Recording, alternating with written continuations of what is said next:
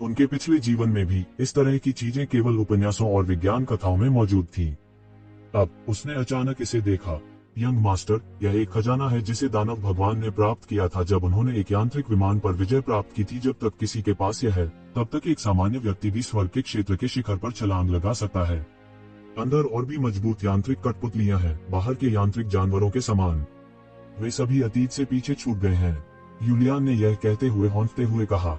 येशिवेन का दिल दहल उठा।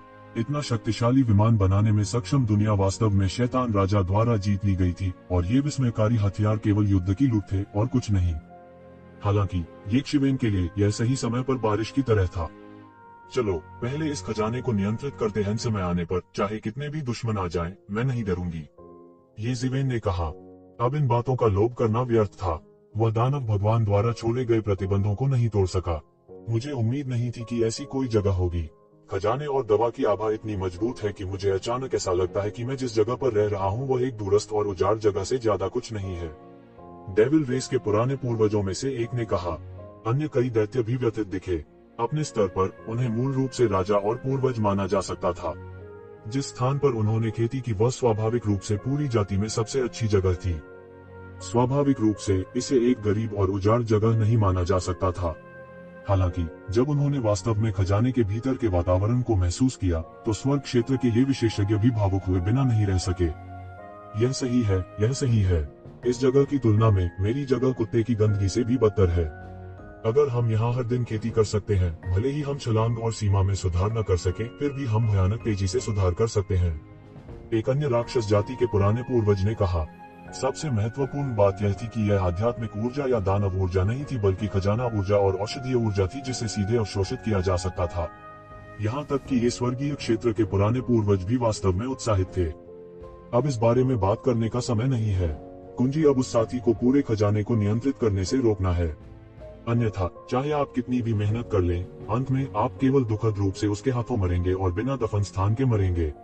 इस समय दानव भगवान के वंशज ने जल्दी से उन्हें याद दिलाया। उसके चेहरे पर घृणा का भाव आ गया। ये चीजें उसकी होनी चाहिए थी, लेकिन अब वे इन पुराने साथियों को फायदा पहुंचाने वाली थी। हालांकि इस समय कोई दूसरा रास्ता नहीं था। यदि वे उस व्यक्ति से छुटकारा पाने के लिए खजाने का उपयोग कर सकते हैं, तो यह इसके लायक होगा। उसकी आंखों में पागलपन का आभास हुआ। जब तक वो येशिवेन से छुटकारा पा सकता है, यह इसके लायक होगा, चाहे उसे कोई भी कीमत चुकानी पड़े। इन पुराने साथियों के लिए जब उसने भविष्य में दुनिया पर शासन किया, तो न केवल वे बिना किसी दफन स्थान के मर जाएंगे, बल्कि यहाँ तक उनके गोत्र भी पूरी तरह से नष्ट हो जाएंगे। हालांकि उन्होंने हार नहीं मानी। वह निश्चित रूप से बहुत अंत तक हार नहीं मानेगा। यदि वह इन पुराने साथियों से छुटकारा पा सकता, तो वह निश्चित रूप से कंजूस नहीं होता। यह एक अद्वितीय और महत्वाकांक्षी चरित्र था। उनके द्वारा याद दिलाए जाने के बाद कई शैतान तुरंत अपने होश में आ गए। यह स्थान वास्तव में जादुई था, लेकिन यह कितना भी जादुई क्यों न हो, बेकार था। अगर वे येशिवेन को नहीं रोक सके, तो अगर वे मर भी गए, तो वे शांति से नहीं मर पाएंगे। इसके अलावा ऐसा नहीं था कि कोई भी राक्षस नहीं थे जो गोलियों को बाधा के पीछे ले जाने की कोशिश करते थे, लेकिन परिणाम यह था कि वे उन्हें बिल्कुल भी नहीं हिला सकते थे। ऐसा लग रहा था कि चाबी छीन लेना ही एकमात्र तरीका है, वरना उनका इससे कोई लेना देना नहीं होता। फूश फूश फूश। इन शैतानों के आंकड़े प्रकाश की धाराओं में बदल गए और हॉल की गहराई में उड़ गए। अचानक वे आखिरकार खजाने के सबसे गहरे हिस्से में पहुंच गए। उन्होंने येशिवेन को एक ऊंचे सिंहासन पर बैठे देखा। उसका शरीर एक भयानक आभा में लिपटा हुआ प्रतीत हो रहा था। उससे ज्यादा पीछे नहीं, दो बाधाओं में यूलियान अपनी चोटों को ठीक कर रही थी। उसका आत्मिक शरीर अधिक से अधिक साकार होता जा रहा था। आत्मा का शरीर सबसे नाजुक शरीरों में से एक था। यह अन्य भौतिक निकायों की तरह नहीं था। यही कारण भी था कि गंभीर रूप से घायल होने के बाद यूलियान की मौके पर ही लगभग मौत हो गई थी। यहाँ तक येशिवेन भी इसके बारे में कुछ नहीं कर सकती थी। एक अन्य बाधा में मैन्यून दिव्य क्षेत्र मध्यवर्ती चरण में प्रवेश करने का प्रयास कर रहा था। ये पुराने राक्षस सभी अनुभवी थे और जानते थे कि मैन्यून अभी क्या कर रहा है। विशेष रूप से दो असुर race late state celestial real mould demons. जब उन्होंने मैन्यून को देखा तो उनकी आंखें सदमे और भय से भर गईं। उन्होंने मूल रूप से सोचा था कि मैन्यून मर चुका है। उन्हें उम्मीद नहीं थी कि वह अभी भी जीवित है। यह सबसे भयानक बात थी। एक बार जब मैन्यून बाहर गया और इस मामले को पूर्वज को बताया, तो उनके दोनों गोत्रों को उखाड़कर उसी जगह नष्ट कर दिया जाएगा। दोनों की भी मौत होगी। हालांकि असुर जाति दानव दुनिया की 8 शाही जातियों में से एक थी, लेकिन असुर जाति कई जनजातियों में विभाजित थी। यह वही तर्क था जो मानव जाति का था, लेकिन वे कई गुटों में बंटे हुए थे। नहीं, हम उसे जीवित बाहर नहीं निकलने दे सकते, नहीं तो यह हमारे मरने का समय होगा। इस समय उनकी आंखें दृढ़ संकल्प से भर गईं। वे निश्चित रूप से मान यून को जाने नहीं दे सकते थे। तुम सब यहाँ राजकोष के लिए हो, आप जानते हैं कि मैं पूरे खजाने को नियंत्रित कर सकता हूँ, लेकिन फिर भी आप आने की हिम्मत करते हैं। क्या मैं कहूँ कि तुम बहादुर हो या लालची? सिंहासन पर येज़ेवेन कुर्सी के पीछे झुक गया। उसके चेहरे पर एक तिरस्कारपूर्ण मुस्कान थी और उसने इन लोगों को उदासीनता से देखा। क्या ऐसा हो सकता है कि आप पूरे खजाने को नियंत्रित करते हैं? एक राक्षस ने पूछा। यह सोचकर सभी दैत्य गंभीर हो गए। यदि वे वास्तव में येज़ेवेन द्वारा नियंत्रित होते तो क्या वे बिना दफन स्थान के नहीं मर जाते? अगर ऐसा होता तो येज़ेवेन के खिलाफ जाना मौत को दावत देना होगा। अभी उसने केवल पूरे खजाने की तिजोरी पर नियंत्रण प्राप्त किया होगा। उसने खजाने का केवल एक हिस्सा प्राप्त किया होगा, अन्यथा हम यहाँ कैसे आ सकते थे? सब लोग मिलकर काम करते हैं और उसे मार डालते हैं। हमारे पास अभी भी एक है अवसर। इसे स्पष्ट रूप से कहें तो वह स्वर्ग क्षेत्र का मात्र 7वां स्वर्ग है। जब तक हम उसे मार सकते हैं, हमारे पास पूरे खजाने की तिजोरी को विभाजित करने का मौका होगा। इस समय दानव सम्राट के उत्तराधिकारी ने जब सभी को पीछे हटते देखा तो तुरंत चिल्लाया। इस समय यदि वे पीछे हटते हैं तो क्या यह बांस की टोकरी से पानी खींचने जैसा नहीं होगा? हाँ, अगर हम उसे अभी मार देते हैं तो हमें अभी भी उम्मीद है। उसे मार दो लड़के, आज्ञाकारी रूप से खजाने की चाबी सौंप दो और मैं तुम्हारी जान बचा लूंगा। यह उधार के चाकू से मारने की योजना थी, लेकिन ये दानव पूर्वज चाकू बनने को तैयार थे। वे जीना चाहते थे, लेकिन वे खजाने में धन भी चाहते थे, इसलिए वे आसानी से हार नहीं मानेंगे। मुझे उम्मीद नहीं थी कि तुम अभी भी जीवित हो। येज़ेवेन ने दानव राजा के उत्तराधिकारी की ओर देखा और व्यंग्य से कहा, यदि तुम मरकर भाग नहीं गए तो मैं वास्तव में तुम्हारा कुछ नहीं कर पाऊंगी। लेकिन तुम्हें बस मेरे सामने प्रकट होना था। मैं क्या पता तुमने यह कहावत सुनी हो, यदि तुम मृत्यु का न्याय नहीं करते तो तुम मरोगे नहीं। अहंकारी, सिर्फ तुम्हारे साथ। तुम्हारे पास खजाने का नियंत्रण भी नहीं है और तुम हमारे साथ सौदा करना चाहते हो। अचानक एक राक्षस ने उपहास किया और कहा। यह जानते हुए कि येज़ेवेन अभी भी पूरे खजाने को नियंत्रित नहीं कर सकता, सभी राक्षसों ने तुरंत राहत की सांस ली। वास्तव में मुझे केवल खजाने का एक हिस्सा मिला है, लेकिन यह हिस्सा पहले से ही कुछ ऐसा है जिसकी आप कल्पना नहीं कर सकते। येज़ेवेन ने उनकी खिल्ली उड़ाई और कहा, यदि तुम सब अभी बच गए होते तो अभी भी आशा होती, लेकिन अब तुम में से कोई भी छोड़ने के बारे में सोच भी नहीं सकता। क्या हम में से कोई भी छोड़ने के बारे में सोच भी नहीं सकता? मुझे लगता है कि तुम सच में अपना दिमाग खो चुके हो। उद्धरण चिन्ह। सभी दैत्य क्रोधित हो उठे। उनके लिए येज़ेवेन पहले ही उनके द्वारा एक मृत अंत में जाने के लिए मजबूर किया गया था, लेकिन फिर भी उसने इतना अहंकारी होने का साहस किया। हा, क्या आपको लगता है कि मैं झांसा दे रहा हूँ और मेरे पास बिल्कुल भी ताकत नहीं है? येज़ेवेन ने उपहास किया और कहा, फिर मैं आप सभी को देखने दूंगा कि मेरा सच्चा विश्वास कहाँ है। आप कभी भी इसकी कल्पना नहीं कर पाएंगे। आज आप में से कोई भी जाने के बारे में सोच भी नहीं सकता है। मुझे लगता है कि आपने वास्तव में अपना दिमाग खो दिया है। एकमात्र दिव्य क्षेत्र साधक वास्तव में हमारे सामने अहंकारी होने का साहस करता है। इस समय एक आरंभिक दिव्य क्षेत्र विशेषज्ञ ने थप्पड़ मारा। शून्य में यह आसमान को चीरती हुई निकली और तुरंत येज़ेवेन की ओर झपटी। उसकी खेती वास्तव में मोटी थी और उसकी तुलना फैंग जोन से की जा सकती थी, जिसे येज़ेवेन ने हराया था। ताकत के मामले में वह निश्चित रूप से आरंभिक आकाशीय क्षेत्र के विशेषज्ञों पर हावी होने में सक्षम था। आप वास्तव में मुझ पर हमला करने की हिम्मत करते हैं। मुझे लगता है कि आप सभी को उसके द्वारा धोखा दिया गया है। क्या आप वास्तव में सोचते हैं कि मैं सिर्फ एक सामान्य आकाशीय क्षेत्र विशेषज्ञ हूँ? येज़ेवेन ठंडी हंसी। उसने अपना हाथ खोला और प्रारंभिक अवस्था के दिव्य क्षेत्र विशेषज्ञ पर पटक दिया।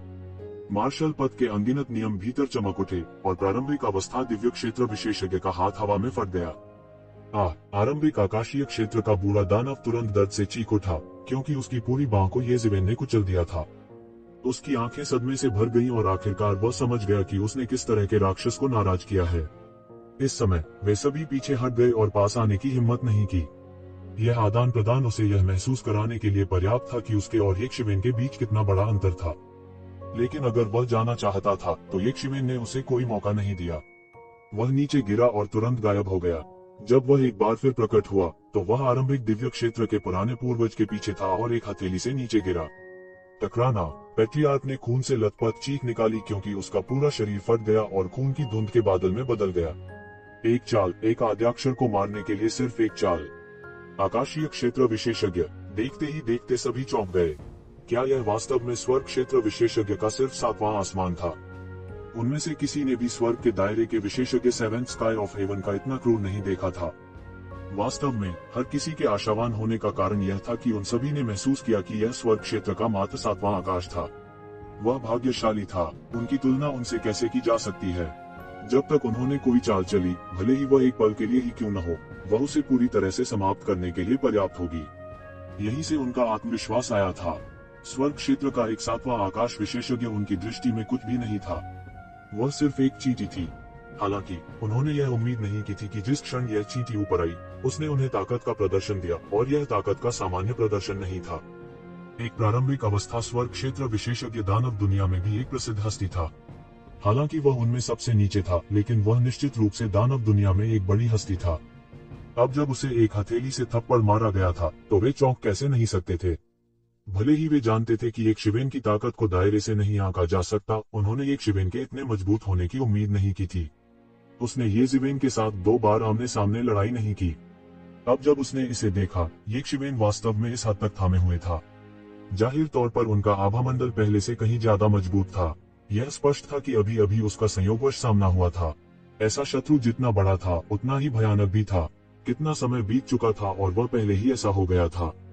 यदि उसे जारी रखने की अनुमति दी गई, तो भविष्य में स्थिति अकल्पनीय होगी। खासकर जब उसने पूरे खजाने के संसाधनों पर एकाधिकार कर लिया, तो यह और भी भयानक होगा। उस समय वह केवल भविष्य में उससे बच सकता था। जब सबकी आंखें फिर से चमक उठी, तो येज़ेबेल पहले ही अपने सिंहासन पर वापस आ चुकी थी। वह ऊपर था, सभी को ठंडे भाव से देख रहा था, एक वास्तविक भगवान की तरह। मुझे लगता है कि तुम मरने के लिए देख रहे हो, एक मात्र चरण 7 दिव्य हमसे इस तरह बात करने की हिम्मत करता है। इस समय शिखर आकाशीय क्षेत्र के पुराने पूर्वज ठंडेपन से हंसे और चिल्लाए। स्विश! उसी क्षण उनके हाथ में एक विशाल गदा प्रकट हो गई। यह एक छोटे से पहाड़ की तरह था और फिर ये शिवेन की ओर जमकर टूटा। यह तेज और अत्यावश्यक था, मानो ये शिवेन को छिपने का समय ही नहीं दे रहा था। डांग! तेज आवाज! ऐसा लगता था कि आकाश एक बड़ी दरार में टूट गया है और उसके हाथ में गदा वास्तव में अवरुद्ध हो गई थी। ये येज़ेबेल के सामने 3 इंच रुक गया और भयानक हवा ने येज़ेबेल के बालों को अस्त व्यस्त कर दिया। येज़ेबेल की मुट्ठी ने गदा के सिर को अवरुद्ध कर दिया। गदा एक छोटी सी पहाड़ी की तरह थी, लेकिन वह उसकी मुट्ठी से पूरी तरह से अवरुद्ध थी। अतुलनीय रूप से तेज कीलें पूरी तरह से चपटी थी और येज़ेबेल की मुट्ठी पर वास्तव में एक धातु की चमक थी। इसके तुरंत बाद धातु की बनावट का एक स्पर्श उसकी मुट्ठी से फैल गया और तुरंत उसके पूरे शरीर को ढांक दिया, जिससे उसका पूरा शरीर ऐसा लगने लगा जैसे वह एक मेचा में बदल गया हो। यह सही है, यह वही तंत्र था जिसे उसने पहले देखा था। उन्होंने इसे परिष्कृत करने का अवसर लिया था। हालांकि वह अभी भी अपनी पूरी शक्ति प्रदर्शित नहीं कर सका, लेकिन यह पर्याप्त था। यह तंत्र पूरी तरह से उसके मांस और रक्त में एकीकृत हो गया था। यह क्या है? महान पूर्वज ने येज़ेबेल को सदमे में देखा। वह समझ नहीं पा रहा था कि वह इतना धातु का आदमी कैसे बन गया। इसलिए मैंने अभी अभी कहा, यदि आप पहले बच गए होते तो आपके पास अभी भी समय होता, लेकिन अब तुम मर चुके हो। येज़ेबेल की आवाज भी धातु की चमक में बदल गई।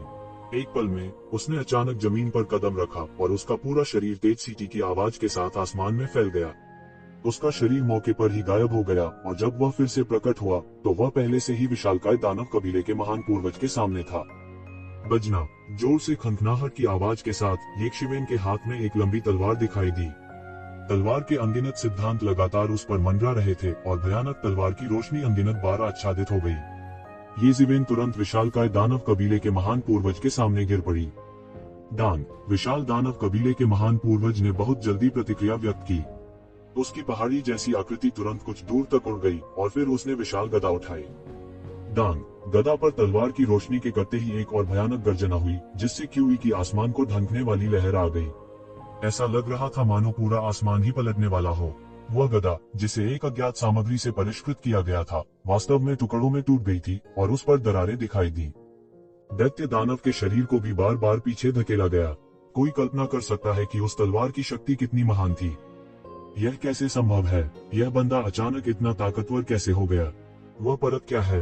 कौन सा कवच? मैंने इसे पहले कभी नहीं देखा। वह परत एक तंत्र है। यह कभी एक समृद्ध दुनिया थी और उस दुनिया के लोग इस तंत्र के लिए प्रसिद्ध थे। इस समय किसी जानकार ने इसे पहचान लिया। यह क्या है? यह वास्तव में इतना मजबूत है कि यह एक चरण 7 दिव्य क्षेत्र के बच्चे को वास्तव में पुराने भूत के हमले को वापस करने की अनुमति दे सकता है। हर कोई हैरान रह गया। यह ऐसा था मानो वे इस तंत्र की शक्ति से पूरी तरह से दंग रह गए हों। कोई बात नहीं, चलो पहले हमला करते हैं और उसे मार डालते हैं। हम पहले ही इतनी दूर आ चुके हैं। क्या आप चाहते हैं कि हम हार मान लें? इस समय एक और शिखर दिव्य क्षेत्र पुराना पूर्वज बोला। क्या तुमने सुना नहीं उसने क्या कहा? इस समय भले ही हम पीछे हटना चाहें, वह निश्चित रूप से हमें जाने नहीं देगा। हमला करो, उसे नष्ट करने के लिए मिलकर काम करें। हम उसे बताएंगे कि भले ही उसे खजाना मिल जाए, एक दिव्य क्षेत्र हमारे सामने सिर्फ एक दिव्य क्षेत्र है। उद्धरण चिन्ह। यह सही है, इस बच्चे को मार डालो। हम इस बच्चे को इतना घमंडी नहीं रहने दे सकते। उस स्थिति का सामना करते हुए जहां हर कोई एक साथ काम करना चाहता था, ये शिवेन की अभिव्यक्ति बिल्कुल नहीं बदली। उसके शरीर से विशाल शक्ति की तरंगें फैलती हैं, जिससे उसके शरीर के चारों ओर एक तेज वायु प्रवाह बनता है। वह लापरवाही से नहीं चलता था और वह लगातार मेचा की शक्ति को भी अपना रहा था। वह लगातार व्यवस्था को परिष्कृत कर रहा था, खुद को व्यवस्था के साथ अधिक संगत बना रहा था। शुआ, अचानक उसके चारों ओर एक आकृति दिखाई दी। यह छिपे हुए दानव कबीले का स्वर्गीय आकाशीय क्षेत्र पुराना पूर्वज था। उसकी गति बहुत तेज थी और चुपके से किए गए हमले के तहत यहाँ तक एक शिखर दिव्य क्षेत्र के पुराने पूर्वज भी उसके द्वारा मारे जा सकते थे। ऐसा कोई नहीं था जिसे कत्ल करने पर सिर दर्द न हुआ हो। मेरे रास्ते से हट जाओ, तू जीवेन ठंडेपन से चिल्लाया और उसके शरीर से एक भयानक शक्ति निकली। अनगिनत तलवारें उसके रोमक छिद्रों से निकली और उन्माद में बह गईं। टकराना। छिपे हुए दानव कबीले के पुराने पूर्वज के पास हमला करने का समय नहीं था और उसे येज़ेबेल ने उड़ते हुए भेजा। उसने सीधे मुंह से खून उगल दिया। यह कैसे संभव है? तुमने कैसे देखा होगा? छिपे हुए दानव कबीले के पुराने पूर्वज ने येज़ेबेल को अविश्वास से देखा, जैसे उसे विश्वास नहीं हो रहा था कि वास्तव में येज़ेबेल में इतनी भयानक ताकत थी। यहाँ तक उसका चुपके से किया गया हमला भी येज़ेबेल को बिल्कुल भी चोट नहीं पहुंचा सका। बेवकूफ, येज़ेबेल ने उपहास किया और आगे व्याख्या करने का इरादा नहीं किया। दानव क्षेत्र का शक्तिशाली अस्तित्व, अमर इच्छा, आपके विनम्र सेवक को कुछ शक्ति प्रदान करेगी। फिर शैतान सेना से एक जोरदार और स्पष्ट गीत फैल गया। येज़ेबेल के ऊपर आकाश में एक भयानक शक्ति का संचार हुआ। लगभग एक ही पल में ऊर्जा की एक अद्वितीय लंबी नदी येज़ेबेल की ओर बहने लगी। यह शैतान कबीले के बीच एक बहुत ही रहस्यमय कबीला था, अभिशाप दानव कबीला। ऐसा कहा जाता था कि इस कबीले के शैतान स्वर्ग और पृथ्वी के साथ संवाद करने की क्षमता के साथ पैदा हुए थे। वे मंत्रों का उपयोग करके स्वर्ग और पृथ्वी के साथ संवाद कर सकते थे और अपने विरोधियों को मारने के लिए स्वर्ग और पृथ्वी की शक्ति उधार ले सकते थे। अचानक पूरे पहाड़ और नदी का रंग बदल गया। वह विकराल शक्ति गरज उठी और आकाश में उबल पड़ी। येज़ेबेल भी इस समय चली गई थी। उसके शरीर पर आभा फिर से उबल पड़ी और उसका बड़ा हाथ सीधे बाहर निकल गया। इसने पूरे अंतरिक्ष की सीमा में प्रवेश किया और इसकी गति चरम पर पहुंच गई। यह पहले आया था, भले ही इसे बाद में लॉन्च किया गया था। इसकी गति एक अविश्वसनीय डिग्री तक पहुंच गई थी। टकराना। ऊर्जा की पूरी लंबी नदी तुरंत अनगिनत चूर्ण में बदल गई। एक भयानक शक्ति कांप उठी, विशाल आकाश को नष्ट कर दिया और इसे अनगिनत पाउडर में बदल दिया। हम्फ, मरो, तू जीवेन ने इस समय उपहास किया और अपनी लंबी मुट्ठी उड़ा दी। यह अकल्पनीय शक्ति ले गया और अंतरिक्ष को पार कर गया और अभिशाप दानव कबीले के पुराने पूर्वज की ओर विस्फोट कर गया। बूम। श्राप दानव कबीले के पुराने पूर्वज बिल्कुल भी प्रतिक्रिया नहीं कर सके। उसका दुबला पतला शरीर मौके पर ही चकनाचूर हो गया। उसके पूरे शरीर पर दरारें पड़ गईं और खून के छींटे निकल आए। येज़ेबेल अभिशाप दानव कबीले के पुराने पूर्वज का पीछा करना और उसे मारना जारी रखना चाहती थी। इस समय अन्य लोग अब शांत नहीं बैठ सकते थे और उन्होंने येज़ेबेल पर हमला करना शुरू कर दिया। वे सभी देख सकते थे कि येज़ेबेल केवल साधारण उग्रता नहीं थी। आम लोग उससे बिल्कुल भी नहीं निपट पाएंगे। अगर वे सेना में शामिल हो जाते हैं तो ही यह संभव होगा। हुश। एक भयानक आवाज हवा में फैल गई। मूल दानव कबीले के पुराने पूर्वज जो आकाशीय क्षेत्र के शिखर पर थे, अंतरिक्ष से टूट गए और सीधे येज़ेबेल के सामने प्रकट हुए। अंतहीन शक्ति दुर्घटनाग्रस्त हो गई और यह बहुत तेज थी। येज़ेबेल के सिर पर सबसे पहले चोट लगी थी। टकराना। एक अतुलनीय जोर से दहाड़ ध्वनि। इस हथेली को पहले येज़ेबेल ने रोका था। जोर की गर्जना अनंत ऊर्जा में फैल गई जो बह गई। उसी समय येज़ेबेल बिजली की तरह हिली। उसके दूसरे हाथ ने सीधे स्थान को पकड़ लिया और उसने सीधे मूल दानव कबीले के पुराने पूर्वज की हथेली पकड़ ली जो स्वर्ग क्षेत्र के शिखर पर था। फिर उसने अचानक ताकत का इस्तेमाल किया और उसकी नसें बाहर निकल आईं। उसकी ताकत इतनी भयानक थी और मेचा की शक्ति के साथ वह बस सितारों को पकड़ सकता था। मूल दानव कबीले के पुराने पूर्वज बिल्कुल भी प्रतिक्रिया नहीं कर सके और वह सीधे उसके द्वारा पकड़ लिया गया और उसका पूरा शरीर उड़ गया। हुश। उसका पूरा शरीर उड़ गया था और वह हिंसक रूप से असुर जाति के दो पुराने पूर्वजों की ओर टूट पड़ा जो अभी अभी झपट पड़े थे। शुआ, वह उछाला गया और सीधे दो शूरा जाति आकाशीय क्षेत्र के पुराने पूर्वजों में धराशायी हो गया जो ऊपर से उछल रहे थे।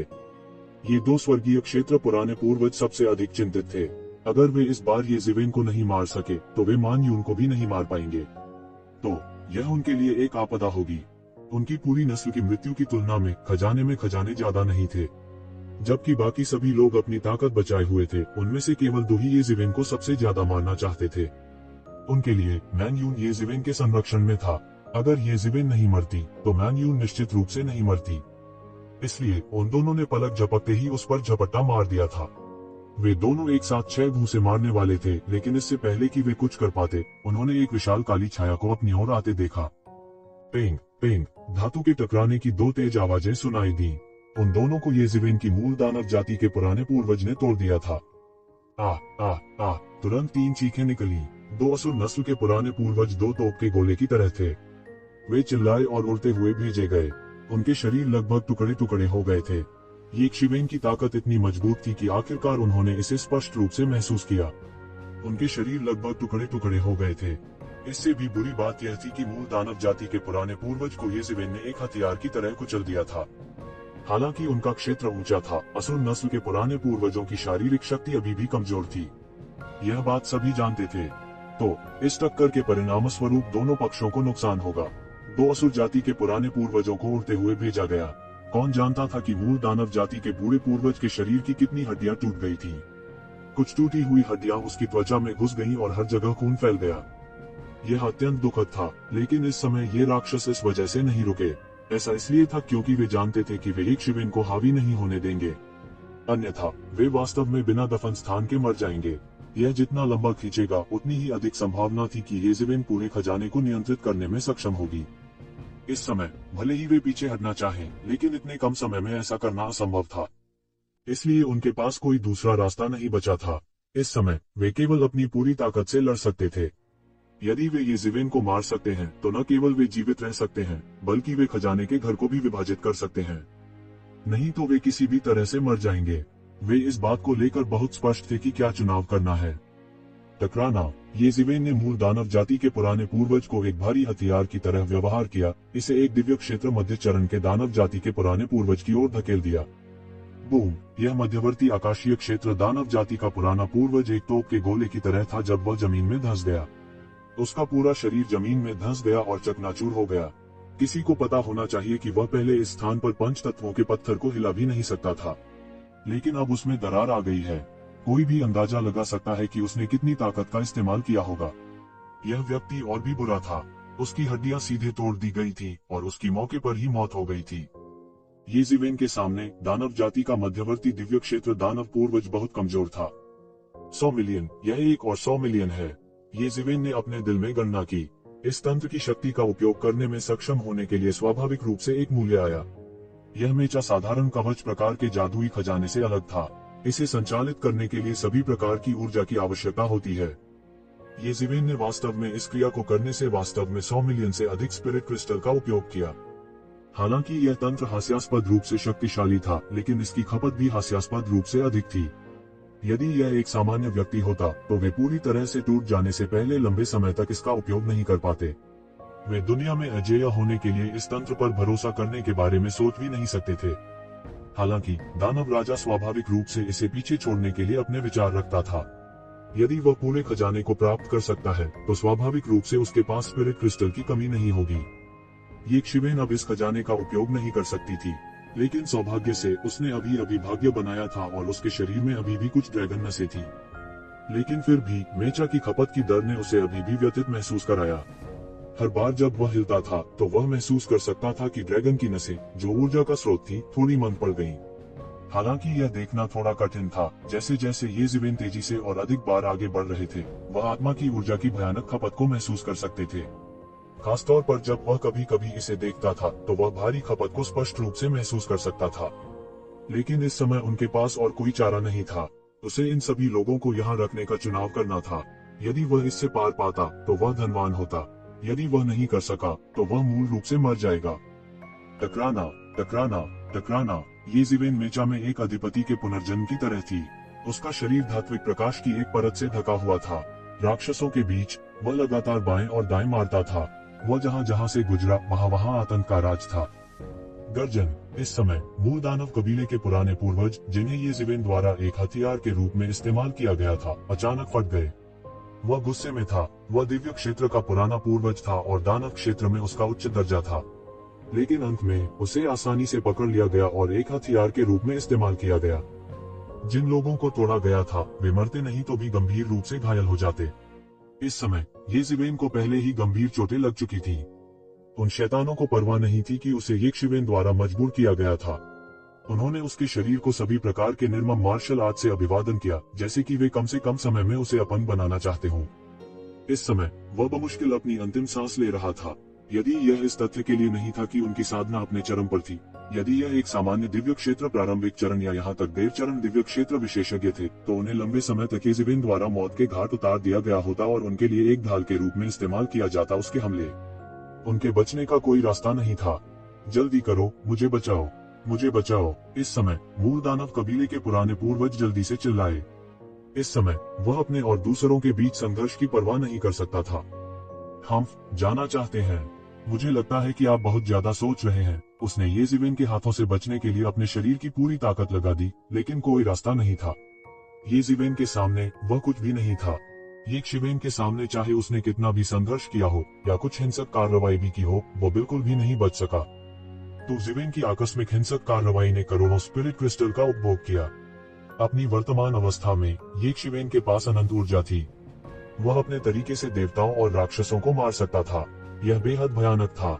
हालांकि वह मूल दानव कबीले का पुराना पूर्वज था, उसे शुरू से ही येज़ेबेल ने पकड़ लिया था।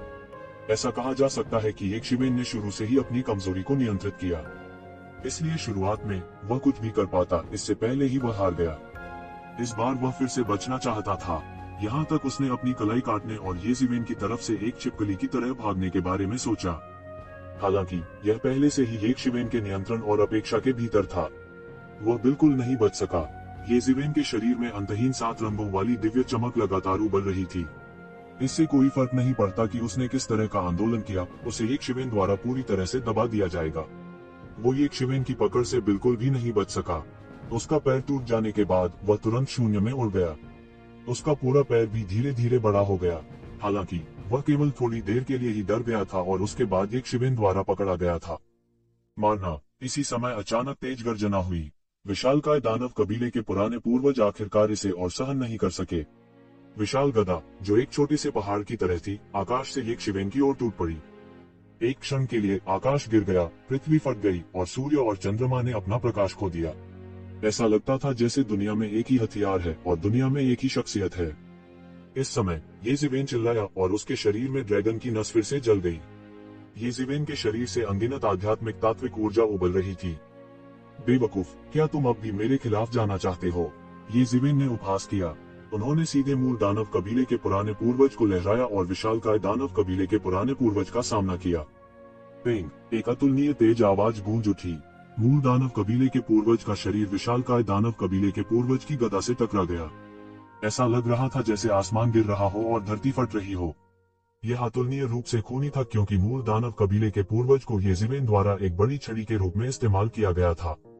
विशालकाय दानव कबीले के पुराने पूर्वज को विशालकाय दानव कबीले के पुराने पूर्वज के लोहे की कील पर पूरी तरह से ठोंक दिया गया था। हालांकि कील विशालकाय दानव कबीले के पुराने पूर्वज की तुलना में बहुत बड़ी नहीं थी, फिर भी यह एक व्यक्ति की बांह जितनी मोटी थी। उसके सिर में बड़ा सा गड्ढा हो गया और मौके पर ही उसकी मौत हो गई। एक स्वर्गीय क्षेत्र के पुराने पूर्वज के पास अपनी असली ताकत प्रदर्शित करने का मौका भी नहीं था। यहाँ उनकी ऐसे में मौत हो गई। हालांकि येज़ेबेल का सामना करना, जो पहले से ही मेचा पर था, वे उसे बिल्कुल भी नुकसान नहीं पहुंचा सकते थे। हालांकि मेचा ने बहुत अधिक ऊर्जा की खपत की, फिर भी यह एक भयानक हत्या मशीन थी। इस समय विशालकाय दानव कबीले के पुराने पूर्वज पीछे हट गए। वह विशालकाय दानव कबीले के पुराने पूर्वज के पुराने पूर्वज के पुराने पूर्वज के पुराने पूर्वज को पकड़ नहीं सका। वह वुल्फटूथ गदा को धारण नहीं कर सकता था। उसकी हथेलियां, जो विशालकाय दानव कबीले के पुराने पूर्वज को पीछे हटने के लिए मजबूर कर रही थी। वह विशालकाय दानव कबीले के पुराने पूर्वज के पुराने पूर्वज के पुराने पूर्वज के पुराने पूर्वज के पुराने पूर्वज को पकड़ नहीं सका। मरना। येज़ेबेल जोर से चिल्लाए। उसका शरीर लगातार तलवार की रोशनी उगलता था जो शून्य में संघनित होता था। यह अज्ञात था कि उसने कितनी तलवार रोशनी को संघनित किया, लेकिन इस समय वे तलवार दाव की एक लंबी नदी में संघनित हो गए, जो तुरंत विशालकाय दानव कबीले के पूर्वज की ओर बढ़ी। पेन, विशालकाय दानव कबीले के पुराने पूर्वज के पास चकमा देने का समय नहीं था और उसे मौके पर ही छेद कर दिया गया था। एक और दो बेहद मजबूत स्वर्गीय दायरे के पुराने पूर्वजों को येज़िवेन ने मौके पर ही मार डाला। क्या उग्र था, यह भयंकर था और यह अजेय स्तर पर था। उनके हमले येज़िवेन के शरीर पर बारिश की बूंदों की तरह गिरे, लेकिन वे येज़िवेन की बाहें भी नहीं उठा सके। उसके शरीर पर मेचा ने सभी हमलों को रोक दिया। एक तेज गड़गड़ाहट की आवाज सुनाई दी और सभी हमलों को रोक दिया गया। यहाँ तक येज़िवेन, जो व्यवस्था के सबसे भीतरी हिस्से में थी, बिल्कुल भी प्रभावित नहीं हो सकी। यहाँ तक यक्षिवेन भी भावुक हुए बिना नहीं रह सकी। यह मेचा थोड़ा अजीब लग रहा था, लेकिन यह उसकी अपेक्षा से कहीं अधिक मजबूत था। वह जितना अधिक प्रशिक्षित होगा, उसके पास उतने ही अधिक कार्य होंगे। यह सिर्फ शुरुआती ट्रेनिंग थी। बस मेचा की ताकत और गति पहले से ही इतनी मजबूत थी। यदि वह प्रशिक्षण पूरा कर लेता है, तो यह निश्चित रूप से एक नए स्तर पर पहुंच जाएगा। केवल कमजोरी यह थी कि यह बहुत अधिक ऊर्जा की खपत करता था। लेकिन येज़िवेन के लिए, जो रातों रात अमीर हो गया था, यह अभी भी सहने योग्य था। इस तरह की युद्ध शक्ति कुछ ऐसी थी जिसे दूसरे लोग बदल नहीं सकते थे, चाहे उनके पास कितने भी स्पिरिट क्रिस्टल हों। स्वर्ग क्षेत्र के दो पुराने पूर्वजों की मृत्यु ने उन्हें भयभीत नहीं किया। इसके विपरीत वे और भी पागल हो गए। उनके लिए येज़िवेन जितनी मजबूत थी, उनके लिए मौत से बचना उतना ही मुश्किल था। चूंकि वे वैसे भी मरने वाले थे, स्वाभाविक रूप से उन्हें सब कुछ छोड़ना पड़ा। शायद उनके पास बचने का मौका होगा, लेकिन इस समय यक्षिवेन इतनी परवाह नहीं कर सकती थी। उनका लक्ष्य दानव भगवान का उत्तराधिकारी था। इन सभी लोगों में से केवल इसी व्यक्ति को मारा जाना था। यह बिल्कुल वैसा ही था जैसे डेविल किंग के उत्तराधिकारी ने अपने दिमाग को उड़ा लिया था और यक्षिवेन को मारने के लिए हर संभव तरीके के बारे में सोचा था। शुरू से ही उनके लिए शांतिपूर्वक सह अस्तित्व में रहना असंभव था। यदि दो बाघ आपस में लड़ते हैं, तो उनमें से एक की मृत्यु हो जाती है। शुआ, येज़िवेन का शरीर शून्य में गायब हो गया। शून्य में एक तेज आवाज सुनाई दी। उनका शरीर तुरंत दानव जाति के पुराने पूर्वजों की नाकाबंदी की परतों को भेदते हुए दानव भगवान के उत्तराधिकारी के सामने प्रकट हुआ। शुआ, दानव भगवान के उत्तराधिकारी ने अपने दानव पंख खोल दिए और बचना चाहता था। वह काली रोशनी की लकीर में बदल गया और यक्षिवेन की सीमा से बचना चाहता था। कौन जानता था कि यक्षिवेन और भी तेज थी। अपनी तेज आंखों और तेज हाथों से उसने सीधे दानव भगवान के उत्तराधिकारी का टखना पकड़ लिया। यह इतनी जल्दी कैसे हो सकता है? डेविल मोनार्क के उत्तराधिकारी ने येज़िवेन को अविश्वास से देखा। उसे विश्वास नहीं हो रहा था कि यक्षिवेन की गति इतनी तेज थी। यक्षिवेन अपने शैतान पंखों को खोलने के बाद भी उसे पकड़ने में सक्षम था। यह उनके लिए बहुत चौंकाने वाला था। मुझे मत बताओ कि तुम भूल गए हो कि जिस शैतान पंख का तुम अभ्यास कर रहे हो, वह सिर्फ एक अधूरा संस्करण है। मैं पूर्ण संस्करण का मालिक हूँ। मेरे सामने इस चाल को खेलना व्यर्थ है। यक्षिवेन ने उपहास किया और आसानी से उसका भ्रम तोड़ दिया। यह कैसे संभव है? मुझे विश्वास नहीं होता। इस समय शैतान राजा के उत्तराधिकारी ने जोर से चिल्लाया और वास्तव में उसकी पूरी जांघ तोड़ दी। वह येज़िवेन की टांग तोड़कर उसके हाथों से बचना चाहता था और उसने सीधे अपने शैतानी पंख फैला दिए। यक्षिवेन उसे भागने कैसे दे सकती थी? वह तुरंत चिल्लाया और अपने दूसरे पैर को पकड़ने के लिए अपना हाथ बढ़ाया। फिर येज़िवेन ने उसे बिजली की गड़गड़ाहट की तरह तेजी से जमीन पर फेंक दिया। टकराना, एक जोरदार धमाके के साथ उसने तुरंत एक खून से लथपथ चीख निकाली। उसका पूरा शरीर जमीन पर गिर गया, मानो विस्फोट होने वाला हो। कौन जानता था कि उसके शरीर की कितनी हड्डियां टूट चुकी हैं। यह बेहद भयानक था। येज़िवेन की वर्तमान ताकत और मेचा की शक्ति के साथ एक छोटा सा पहाड़ भी उसके द्वारा चूर चूर कर दिया जा सकता था। हालांकि डेविल मोनार्क का उत्तराधिकारी बहुत शक्तिशाली था, जाहिर तौर पर उसकी तुलना येज़िवेन की व्यवस्था की शक्ति से नहीं की जा सकती थी। यदि यह एक साधारण आकाशीय क्षेत्र विशेषज्ञ होता, तो वह इस समय मांस के पेस्ट में पहले ही कूट कर भर चुका होता। बच्चे, ज्यादा अहंकारी मत बनो।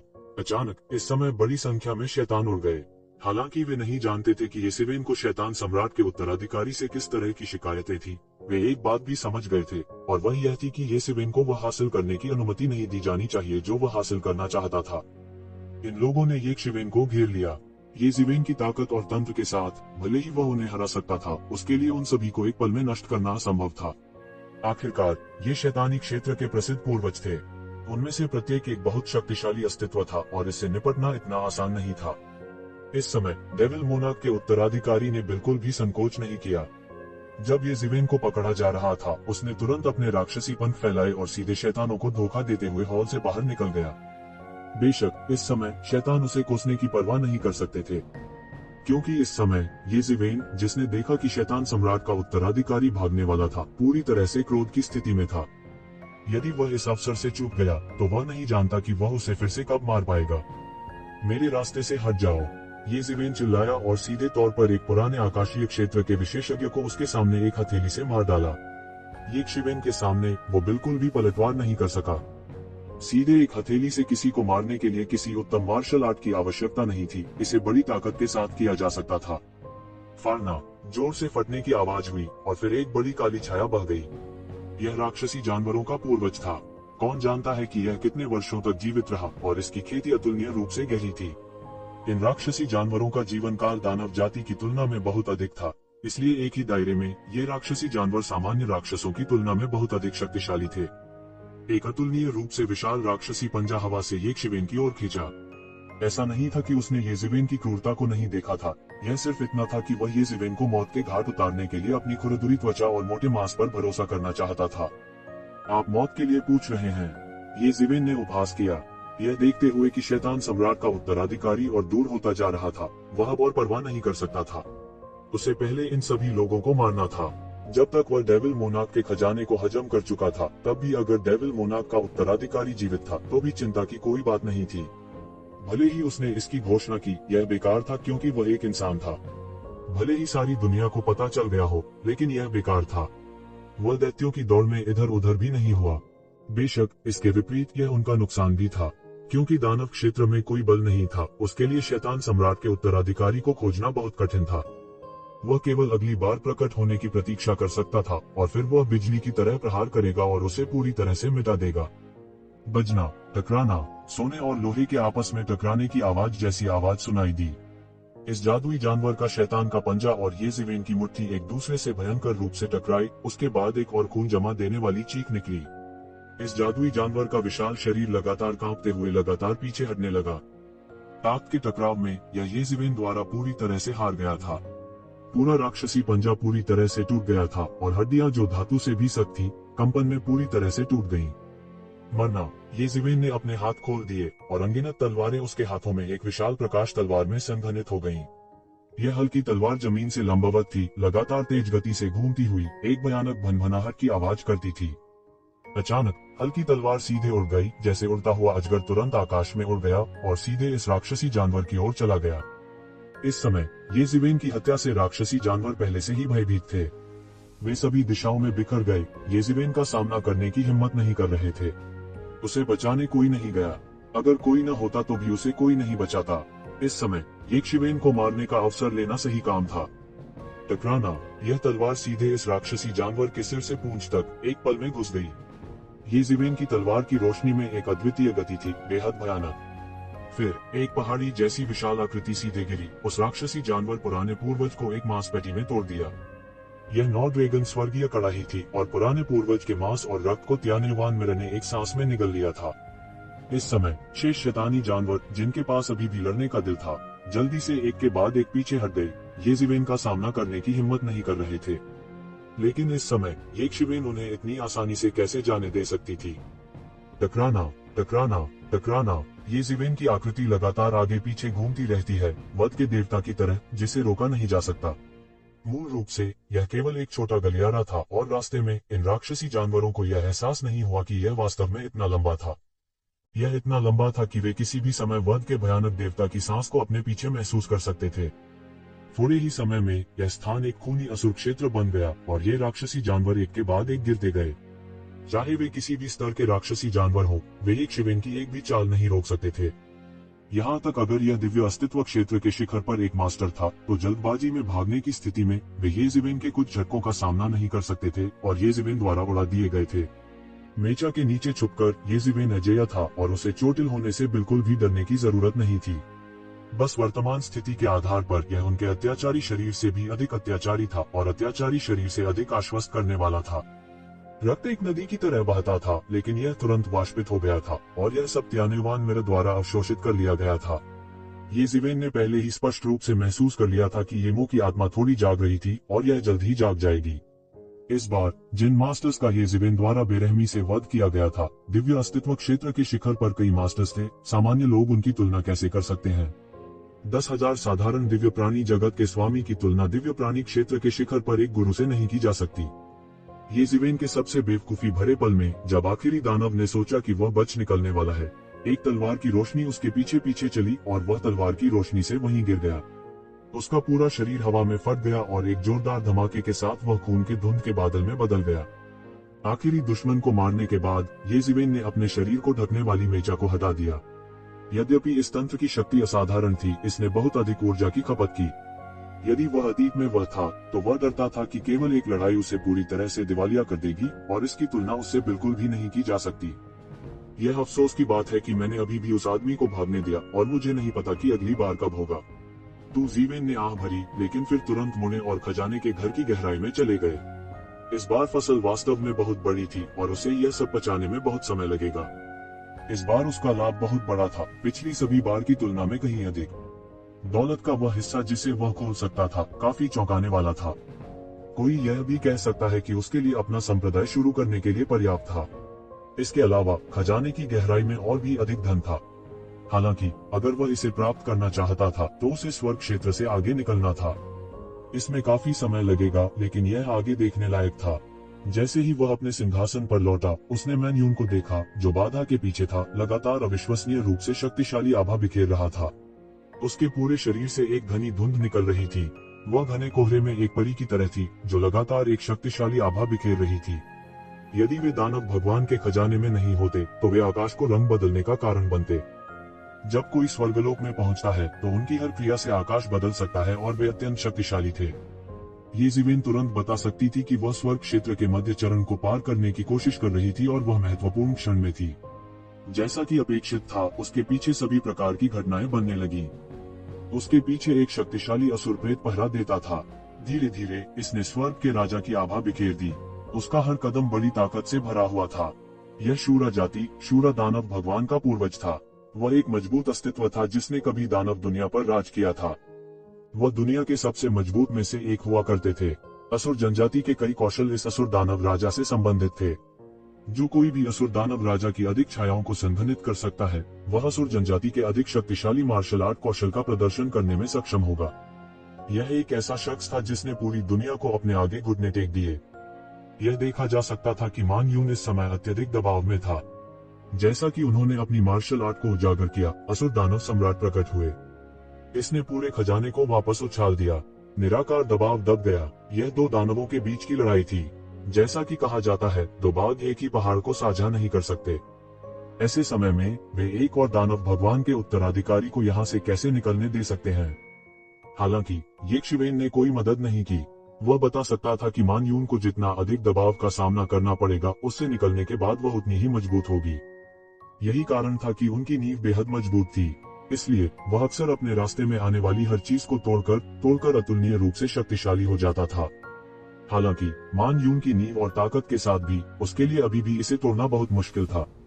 मजबूत दबाव की लहरें उस पर दब गईं। उसका छोटा शरीर चरमरा रहा था और उसके शरीर में भयानक शक्ति उबल रही थी। वह चिल्लाए बिना नहीं रह सकी। उसके पीछे शूरा की छाया और भी अधिक सघन हो गई। वह बहुत ही जिद्दी किस्म की इंसान थी। अन्यथा वह रानी को अपना जीवन भर का लक्ष्य नहीं बनाती। यह ऐसा लक्ष्य नहीं था जो सामान्य लोगों के पास हो सकता था।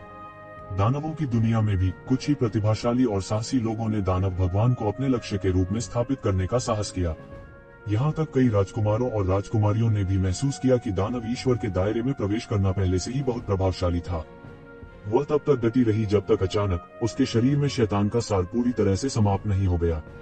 जैसे ही वह सोच रही थी कि यह बुरा है, उसका शैतानी सार पूरी तरह से समाप्त हो गया था। उसने अपनी पूरी ताकत लगा दी थी, लेकिन उसने अभी तक अपनी पूरी ताकत खर्च नहीं की थी। अच्छा नहीं, क्या मैं इस बार असफल होने जा रहा हूँ? वह मदद नहीं कर सकती थी, लेकिन थोड़ा कड़वा महसूस कर रही थी। उसने देखा कि ऊर्जा का एक प्रवाह अचानक एक रहस्यमय शक्ति द्वारा नियंत्रित किया जा रहा है और एक धमाके के साथ यह उसके शरीर में गिर गया। सामने देखते ही वह थोड़ा चौंक गई। जिस व्यक्ति ने यह कदम उठाया था वह येज़िवेन था। येज़िवेन ने प्रतिबंधों में से एक को खोल दिया था। उनके नियंत्रण में अमृत ऊर्जा में बदल गया जिसने आकाश को भर दिया। फिर यह सीधे उसके शरीर में गिर गया। चिंता मत करो, ज्यादा मत सोचो। चलो पहले इसे समझते हैं। ये ज़िवेन की आवाज फैल गई। उसने ज्यादा नहीं सोचा और एकांतवास में जाने लगी। उसके शरीर में इस नई शक्ति की पुनःपूर्ति के साथ वह अंततः सबसे कठिन क्षण से निकल गई। उसके शरीर में शक्ति की भरपाई हो रही थी और वह दिव्य क्षेत्र मध्य चरण की बाधा पर चार्ज करती रही। हॉन, एक दबी हुई आवाज सुनाई दी।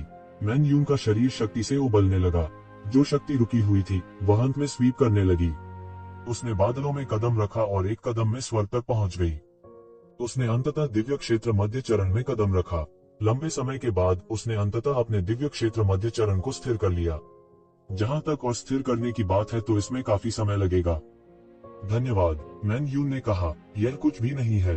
यदि आपने उस आदमी को नहीं रोका होता तो मैं थंडरबोल्ट भाले को परिष्कृत नहीं कर पाता। सच कहूं तो मेरे पास आपको धन्यवाद देने के लिए और भी बहुत कुछ है, ये ज़िवेन ने मुस्कुराते हुए कहा।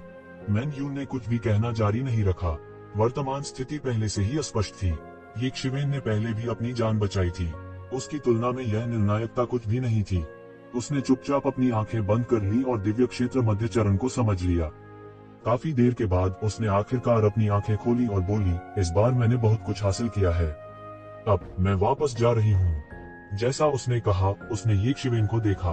ये ज़िवेन समझ नहीं पा रही थी कि हंसे या रोए। उसने कहा, क्या आपको लगता है कि मैं आपको खाऊंगा? क्या आपको डर नहीं है कि अगर आपने मुझे जाने दिया तो मैं रहस्य लीक कर दूंगा? यही उनकी सबसे बड़ी शंका भी थी।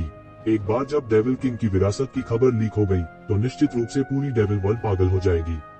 उस समय वह फिर कभी अपना चेहरा नहीं दिखा पाएगा। यह भी कहा जा सकता है कि उसके लिए गली का चूहा बनना कोई अजीब बात नहीं होगी। मुझे तुम पर विश्वास है, ये ज़िवेन ने और कुछ नहीं कहा और बस यही वाक्य कहा। मैन यून मुड़ा और थोड़ा तिरस्कारपूर्ण लग रहा था। आप दूसरों पर बहुत आसानी से भरोसा कर लेते हैं। जैसे ही उसने बोलना समाप्त किया, उसकी आकृति कोषागार के बाहर पहले ही गायब हो चुकी थी। अन्य आवाजें धीमी सुनाई दे रही थीं। लेकिन चिंता मत करो, कम से कम इस बार मैं अपनी बात रखूंगा और दूसरों को नहीं बताऊंगा। लेकिन अगर कोई और इसे लीक करता है तो मुझे दोष मत दो। ये ज़िवेन मुस्कुराई और कुछ नहीं बोली। वह ऐसा क्यों कह सकती थी? इसका कारण यह था कि उसे विश्वास था कि एक बार जब उसने हिंसक थंडर स्पीयर पर नियंत्रण कर लिया तो पूरा खजाना तिजोरी जल्द ही उसके हाथों में आ जाएगी। उस समय जब तक वह पूरे खजाने की तिजोरी को सील कर देता तब तक उसके अलावा कोई और प्रवेश नहीं कर पाता। इसमें डरने की क्या बात थी? हालांकि अगर मान यून इस परीक्षा का सामना भी नहीं कर पाती तो स्वाभाविक रूप से कुछ और चीजें होती। लेकिन जो भी हो, थंडरबोल्ट स्पीयर को नियंत्रित करने वाले ये ज़िवेन अजेय स्थिति में थे। वह किसी भी परेशानी से बिल्कुल भी नहीं डरते थे। मैन यून के चले जाने के बाद ये ज़िवेन ने खजाने के दरवाजों को पूरी तरह से बंद कर दिया और खजाने को बाहरी दुनिया से जोड़ने वाली स्थानिक दरार को भी।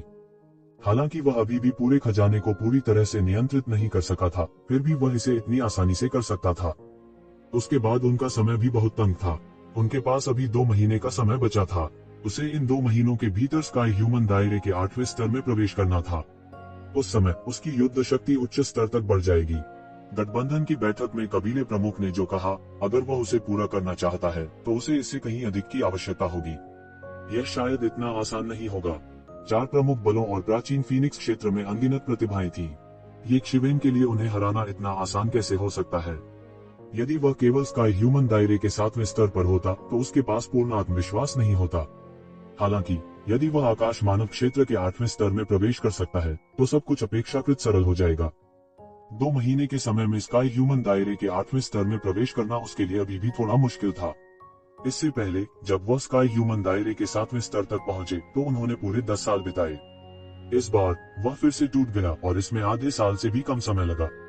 सौभाग्य से दानव राजा के खजाने के साथ उसे बहुत सी चीजें विरासत में मिली। इन 2 महीनों के समय में उसके लिए पर्याप्त आधार होना पर्याप्त था। ये ज़िवेन ने अपने हाथ में हिंसक थंडर भाला पकड़ रखा था। उसके मन के नियंत्रण में उसके द्वारा नियंत्रित किए जा सकने वाले खजाने के घर के हिस्से बिना किसी निशान के पूरी तरह से गायब हो गए। अचानक असंख्य औषधीय सुगंधों और गहनों की आभा ने एक ही बार में हवा भर दी, जिससे पूरा खजाना घर भर गया। अचानक ये ज़िवेन के शरीर के भीतर एक कोमल चीख सुनाई दी। फिर उसके शरीर से प्रकाश की एक किरण निकली और औषधीय गोलियों के ढेर के सामने भाग गई।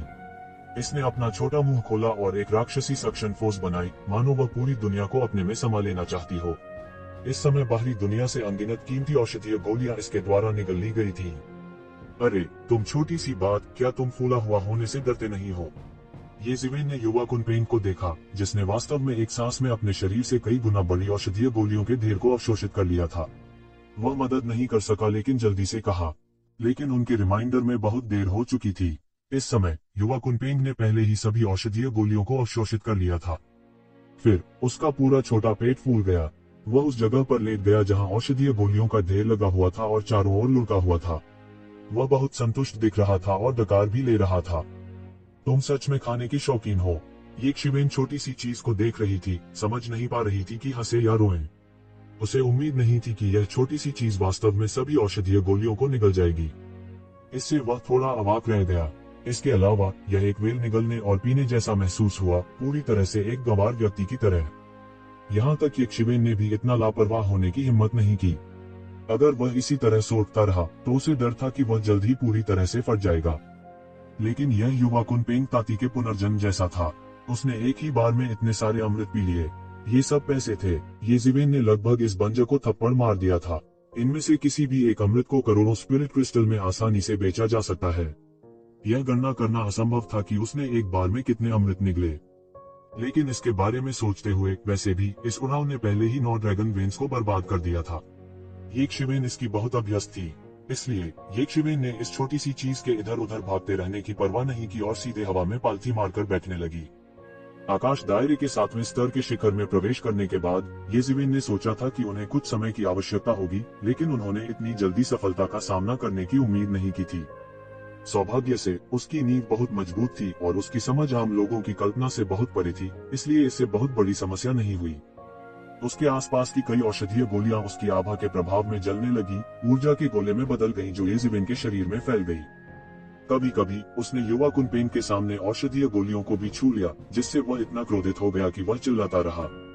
ये गोलियां ऊर्जा की धारा में तब्दील हो गई थी, इसलिए ये शिवेन को अपनी ताकत पर पर्याप्त भरोसा था। बूम बूम बूम, उनके शरीर से लगातार 7 रंग की धुंध निकल रही थी। आकाश में भरी हुई गोली के बाद ऊर्जा की धारा में बदल गई और उसके शरीर में प्रवेश कर गई। उसके पास इसे पूरी तरह से उपभोग करने का कोई तरीका नहीं था। उसके छिद्रों से अतिरिक्त उगल दिया गया, जिससे 7 रंगों की धुंध बन गई। शक्तिशाली ऊर्जा की तरंगे उसके शरीर से बाहर निकल रही थी, आकाश क्षेत्र के 8वें स्तर की बाधा पर हमला कर रही थी। अवरोध, जो पहले बहुत मजबूत नहीं था, अब असामान्य रूप से मजबूत हो गया था। आकाश क्षेत्र में हर कदम स्वर्ग तक पहुंचने जैसा था और हर स्तर एक महत्वपूर्ण बिंदु था। उससे ज्यादा दूर नहीं, युवा कुनपेंग भी लगातार उन अमृत का सेवन कर रहा था। हर कौर के साथ उनके शरीर पर आभा बढ़ती गई। वह महान ताती की तरह था, वह जो कुछ भी खाता था उसे पचाने में सक्षम था। उसकी भूख अविश्वसनीय रूप से अच्छी थी। बैरियर के दूसरी तरफ यूलियान भी धीरे धीरे ठीक हो रही थी। वह भी उच्च स्तर पर पहुंच रही थी। वह इस अवसर का उपयोग क्षेत्र में अनगिनत दैवीय खजानों के साथ एक ही बार में आकाशीय क्षेत्र के शिखर तक पहुंचने के लिए करना चाहती थी। वह पर्याप्त जमा कर चुकी थी और पहले से ही दिव्य क्षेत्र के चरण 6 पर थी। अब उल्लेख करने की बात नहीं है। वह दिव्य लोक के शिखर से बस एक कदम दूर थी। अब वह कोशिश करना चाहती थी कि दिव्य क्षेत्र के शिखर तक कैसे पहुंचे। एक बार जब वह वास्तव में आकाश क्षेत्र के शिखर पर कदम रख सकती है, तो ये जिवेन के पास तुरंत एक और अच्छा सहायक होगा। जैसे जैसे ये लोग व्यस्त होते गए, समय बीतता गया। देखते ही देखते 1 महीने से ज्यादा का समय बीत चुका था। ये जिवेन अभी भी वहाँ एक मूर्ति की तरह बैठी हुई थी, बिल्कुल भी नहीं हिल रही थी। वह सिर्फ पालथी मार कर बैठा था और उसके शरीर पर आभा धीरे धीरे मजबूत होती गई। 1 महीने पहले की तुलना में ये जिवेन का आभा लगभग एक नए स्तर पर पहुंच गया था और इन औषधीय गोलियों के पोषण से उसकी नींव और भी मजबूत हो गई थी। दूसरे शायद यह न बता सके, लेकिन यूलियान, जो ये जिवेन की खेती को देख रहा था, उसे पूरी तरह से देख सकता था। 1 महीने के समय में उसने पूरी तरह से स्काई दायरे के शिखर पर कदम रखा और दुनिया में एक शीर्ष व्यक्ति बन गई। तो जिवेन का दायरा उसके जितना अच्छा नहीं था, लेकिन उसने जो समय बिताया वह वास्तव में उससे अधिक था। 1 महीने से अधिक समय बीत जाने के बाद भी वह अभी भी आसानी से दिव्य जगत के 8वें स्वर्ग में कदम नहीं रख सका। या यूं कहें, अगर वह कर भी सकता था तो उसे ये शिवेन द्वारा पूरी तरह से दबा दिया गया था। इस समय वह आखिरकार समझ गई कि क्यों एक शिवेन एक उच्च दायरे के लोगों को चुनौती देने में सक्षम थी। वह बहुत अद्भुत था। इस सफलता को देखकर ही वह जान गई थी कि एक साधारण व्यक्ति के लिए इसे हासिल करना असंभव है। यही वो पल था जब वो आखिरकार समझ गई कि एक शिवेन हर स्तर पर क्यों लड़ सकती है। बस इस सफलता को देखते हुए यह कुछ ऐसा नहीं था जो सामान्य लोगों के पास हो सकता था, और उससे ज्यादा दूर नहीं था। वह कुनपेंग एक बार फिर से कराहते हुए एक गोल पेट के साथ वहीं लेटा हुआ था। इस महीने में यह पहली बार नहीं था जब उसने ऐसा दृश्य देखा। हर बार उसने अपच के डर से नहीं, औषधीय गोलियों का एक गुच्छा निगल लिया। वह ताती के पुनर्जन्म जैसा दिखता था। अगर कोई आम इंसान होता तो उन्हें ये चीज पूरी तरह से खा जाती। केवल ये ज़िवेन, जिसने अभी अभी दानव राजा का खजाना प्राप्त किया था, उसे उसकी इच्छा के अनुसार करने दे सकती थी। पूरे खजाने में अनगिनत खजाने थे। ये ज़िवेन की वर्तमान उपभोग गति के साथ, भले ही यह दूसरों के लिए एक ब्लैक होल था, फिर भी वह इसका पूरा उपयोग नहीं कर सका। लेकिन जब उन्होंने स्काई दायरे में कदम रखा तो खपत की यह गति पहले से ही शहर के उत्तरी हिस्से की वृद्धि थी, लेकिन यह अभी भी इस कुनपेंग को खिलाने के लिए पर्याप्त थी। इसके विपरीत यह कुनपेंग वास्तव में इतने कम समय में एक ही बार में मूल पारलौकिक क्षेत्र से आकाश क्षेत्र में चला गया। हालांकि यह स्काई रियल्म का केवल पहला स्तर था, यह पहले से ही बहुत चौंकाने वाला था। केवल एक महीने के समय में यह एक ही बार में पारलौकिक क्षेत्र से आकाश क्षेत्र में चला गया। कुनपेंग की भूख के साथ यह पूरी तरह से कल्पना की जा सकती थी कि इसने एक बार में कितने संसाधनों को निगल लिया था। यह पहले से ही काफी चौंकाने वाला था। यदि यह एक सामान्य व्यक्ति होता, भले ही उनके पास ये संसाधन होते, तो वे उन्हें इतनी बेरहमी से अवशोषित करने की हिम्मत नहीं करते। कम से कम ये ज़िवेन की काया के साथ अगर उसने एक महीने में इतना कुछ आत्मसात कर लिया, तो वह पूरी तरह से जीने से थक जाएगा। यह पहले से ही बहुत अच्छा माना जाएगा यदि वह मौके पर ही नहीं फटा। हालांकि इस छोटे लड़के की शक्ल देखकर यह स्पष्ट था कि यह अभी तक संतुष्ट नहीं था। यह ऐसा था जैसे इसका कोई अंत नहीं था और यह निगलता रह सकता था। ये ज़िवेन के शब्दों में यह सुअर की तरह जी रहा था। लेकिन भले ही यह एक सुअर की तरह रहता हो, फिर भी यह एक महीने के भीतर पारलौकिक क्षेत्र से आकाश क्षेत्र में प्रवेश कर सकता है। जैसा कि कहा जाता है, दूसरों से अपनी तुलना करने से केवल एक ही क्रोधित होता है। ये ज़िवेन ने 200 से अधिक वर्षों का अनुभव किया था, अपने दिमाग को चकमा दिया था और अंत में कई कठिनाइयों से गुजरने के बाद आकाश क्षेत्र में प्रवेश किया। अंत में इस छोटे से आदमी ने सिर्फ एक महीने में सुअर की तरह पकड़ लिया। उपहार में दिए जाने का क्या मतलब था? यह उपहार में दिया गया था। भले ही यूलियान इतने सालों तक जीवित रही थी, उसने कभी भी इतना शक्तिशाली वंश नहीं देखा था। कोई आश्चर्य नहीं कि कुनपेंग को दुनिया के शीर्ष 10 शातिर जानवरों में से एक के रूप में स्थान दिया जा सकता है। वह देवताओं को भी अपनी दृष्टि में नहीं रखता था और उसके पूर्वज को दुनिया के सभी जानवरों के स्वामी के रूप में भी स्थान दिया गया था। ऐसे राक्षस की तुलना में आम लोगों के पास इससे निपटने का कोई उपाय नहीं था। Beep beep beep. छोटा आदमी जमीन पर लुढ़क गया। ऐसा लग रहा था जैसे उसने बहुत ज्यादा खा लिया हो, जिससे यूलियान के दांतों में खुजली होने लगी। उसने इतने सालों तक अपनी मन स्थिति की खेती की थी, लेकिन ऐसा लगता था कि यहाँ पूरी तरह मजाक बन गया है। वह इस छोटे से लड़के के सामने खुद को नियंत्रित नहीं कर सकी और अपने दिल में कोसने से खुद को रोक नहीं सकी। ज्यादा खाने से मरो, ज्यादा खाने से मर जाए तो अच्छा है। यह कमीना, यदि तुम बहुत अधिक नहीं खाते हो तो तुम उनके योग्य कैसे हो सकते हो जिन्होंने इतनी मेहनत से खेती की है। लेकिन जाहिर है स्वर्ग ने उसकी प्रार्थना नहीं सुनी। हालांकि यह छोटा लड़का बहुत असहज नजर से इधर उधर लुढ़कता रहा, लेकिन जाहिर तौर पर ऐसा नहीं लग रहा था कि वह बहुत ज्यादा खाने से मरने वाला है। इसके विपरीत उसके पूरे शरीर पर पंख अधिक चमकदार हो गए और वह लगातार रंगीन धुंध उगलता रहा। वह पूरी तरह से उड़ाव की तरह लग रहा था जो अंत तक अच्छी चीजों को बर्बाद कर रहा था। इसने यूलियान को पूरी तरह से अवाक कर दिया। हालांकि जब उसने इस छोटी सी चीज के मालिक को देखा तो उसने देखा कि वह बेहतर नहीं था। उनका पूरा शरीर प्रकाश की 7 रंगों वाली किरणों को उत्सर्जित करते हुए अमृत से ऊर्जा को लगातार अवशोषित कर रहा था। वह पूरी तरह से उड़ाव पुत्र की तरह था। वह केवल भावना के साथ आहें भर सकती थी, मास्टर की तरह, स्पिरिट पेट की तरह।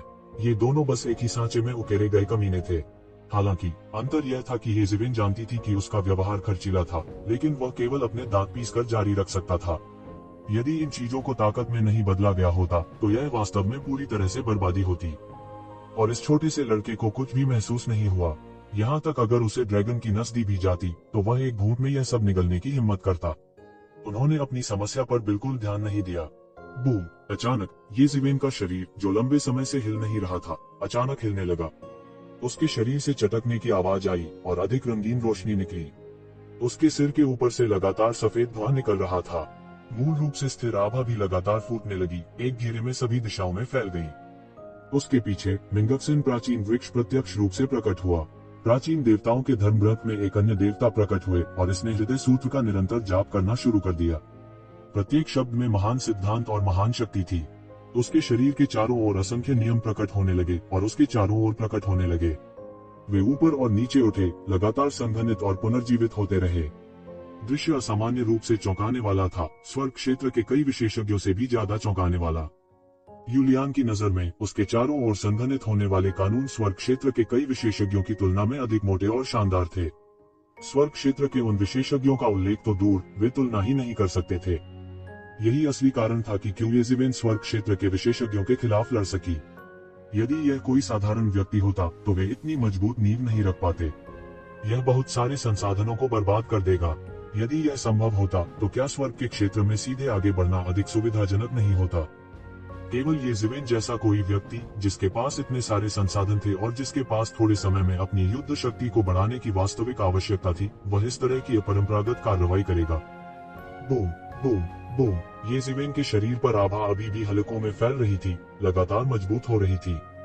यह ऐसा था मानो पिछला सारा संचय इसी क्षण युद्ध शक्ति में बदल जाने वाला था।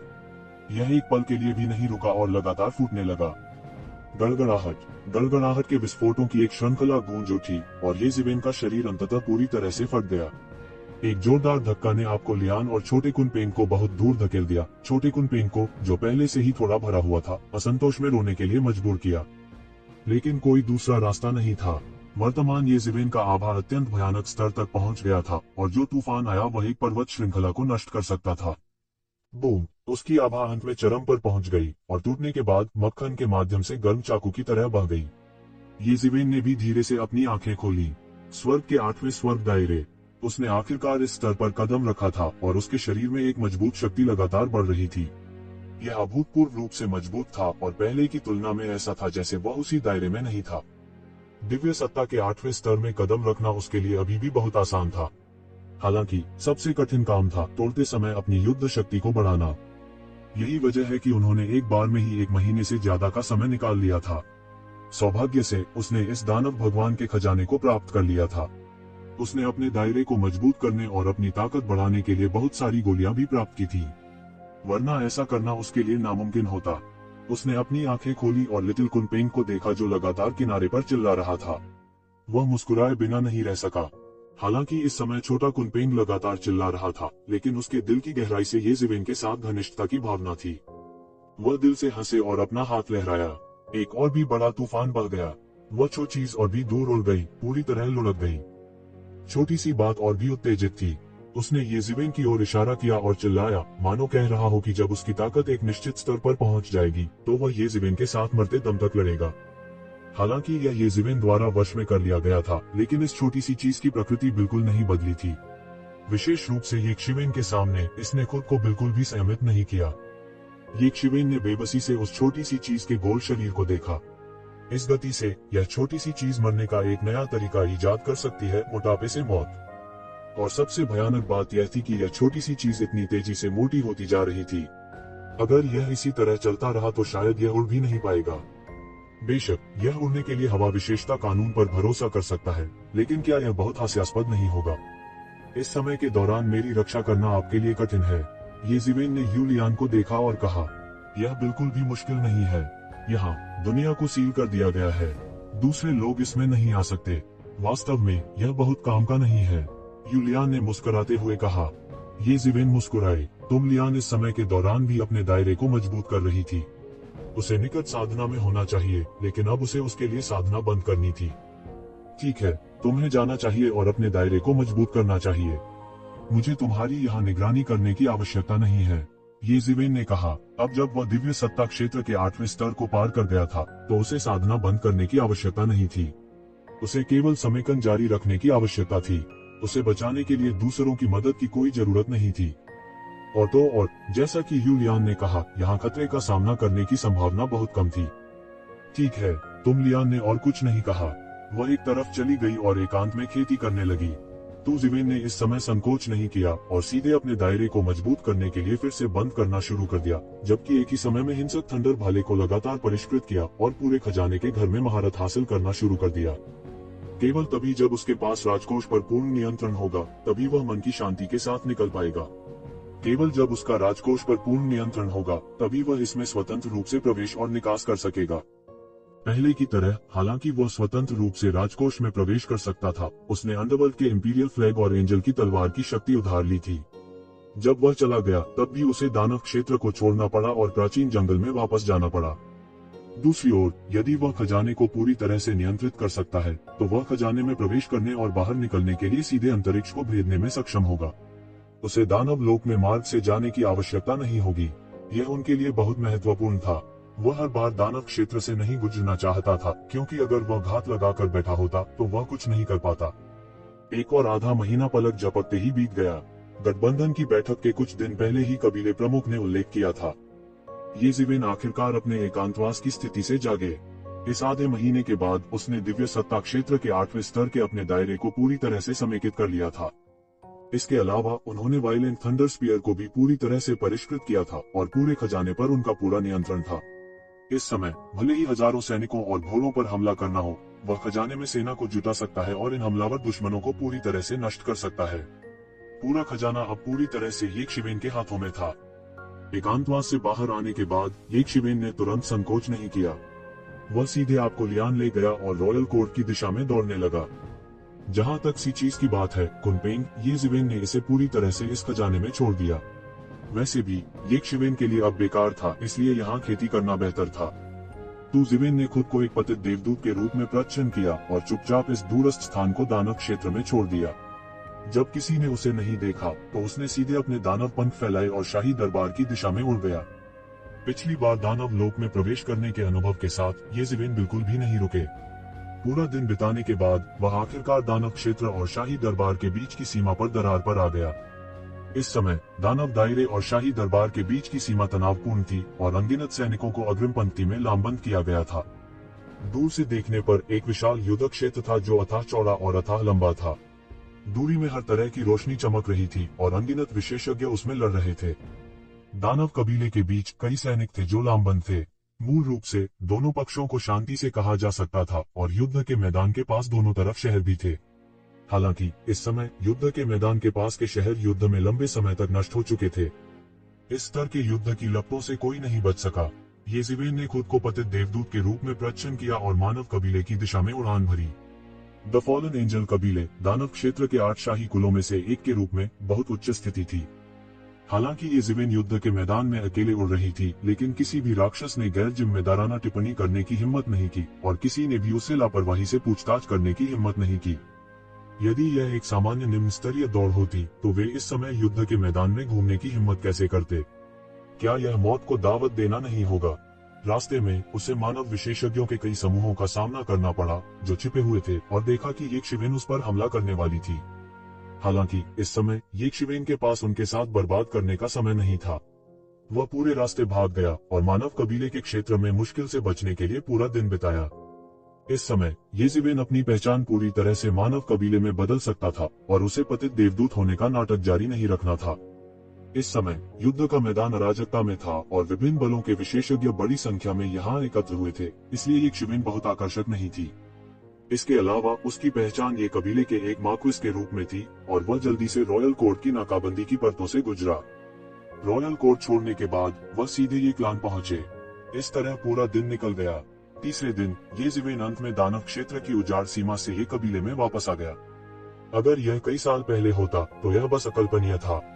उस समय येज़िवेन की ताकत के साथ इतने कम समय में इतनी लंबी दूरी को पार करना असंभव था, लेकिन अब येज़िवेन ने इसे कर दिखाया और उसने इसे आसानी से कर लिया।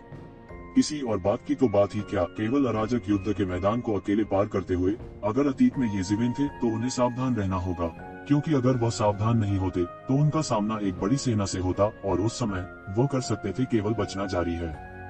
लेकिन मौजूदा समय में उनके लिए यह छोटी सी बात थी। आकाशीय क्षेत्र के विशेषज्ञों के पास पहले से ही युद्ध के मैदान पर खुद को बचाने की क्षमता थी। उल्लेख नहीं करने के लिए उनकी वर्तमान युद्ध शक्ति की तुलना तब नहीं की जा सकती थी जब उन्होंने आकाशीय क्षेत्र के 7वें स्तर में प्रवेश किया था। येज़िवेन ये कबीले में वापस आ गया और बहुत जल्दी ये कबीले के उच्च अधिकारी का ध्यान आकर्षित किया, क्योंकि 2 महीने पहले उसके अचानक लापता होने से पहले ही ये कबीले का कुछ ध्यान आकर्षित हो गया था। अपने स्तर के एक विशेषज्ञ के लिए, चाहे वह रुके या चले गए, इस पर बहुत ध्यान दिया जाएगा। यह उल्लेख करने के लिए नहीं कि 3 महीने में वह मानव कबीले और अन्य 4 कुलों के बीच गठबंधन में भाग लेंगे। यह और भी महत्वपूर्ण था और जब सभी ने सोचा कि येज़िवेन समय पर नहीं पहुंच पाएगी तो उसने आखिरकार इसे कर लिया। और जब येज़िवेन ये क्लान पहुंचे ही थे तो उन्होंने एक अतुलनीय चौंकाने वाली बात सुनी। वह ये था कि ये क्यूओंग और ये कूंग, ये कबीले की युवा पीढ़ी में से दो, जिन्होंने आकाशीय क्षेत्र में प्रवेश किया था, वास्तव में गंभीर रूप से घायल थे और मृत्यु के कगार पर थे।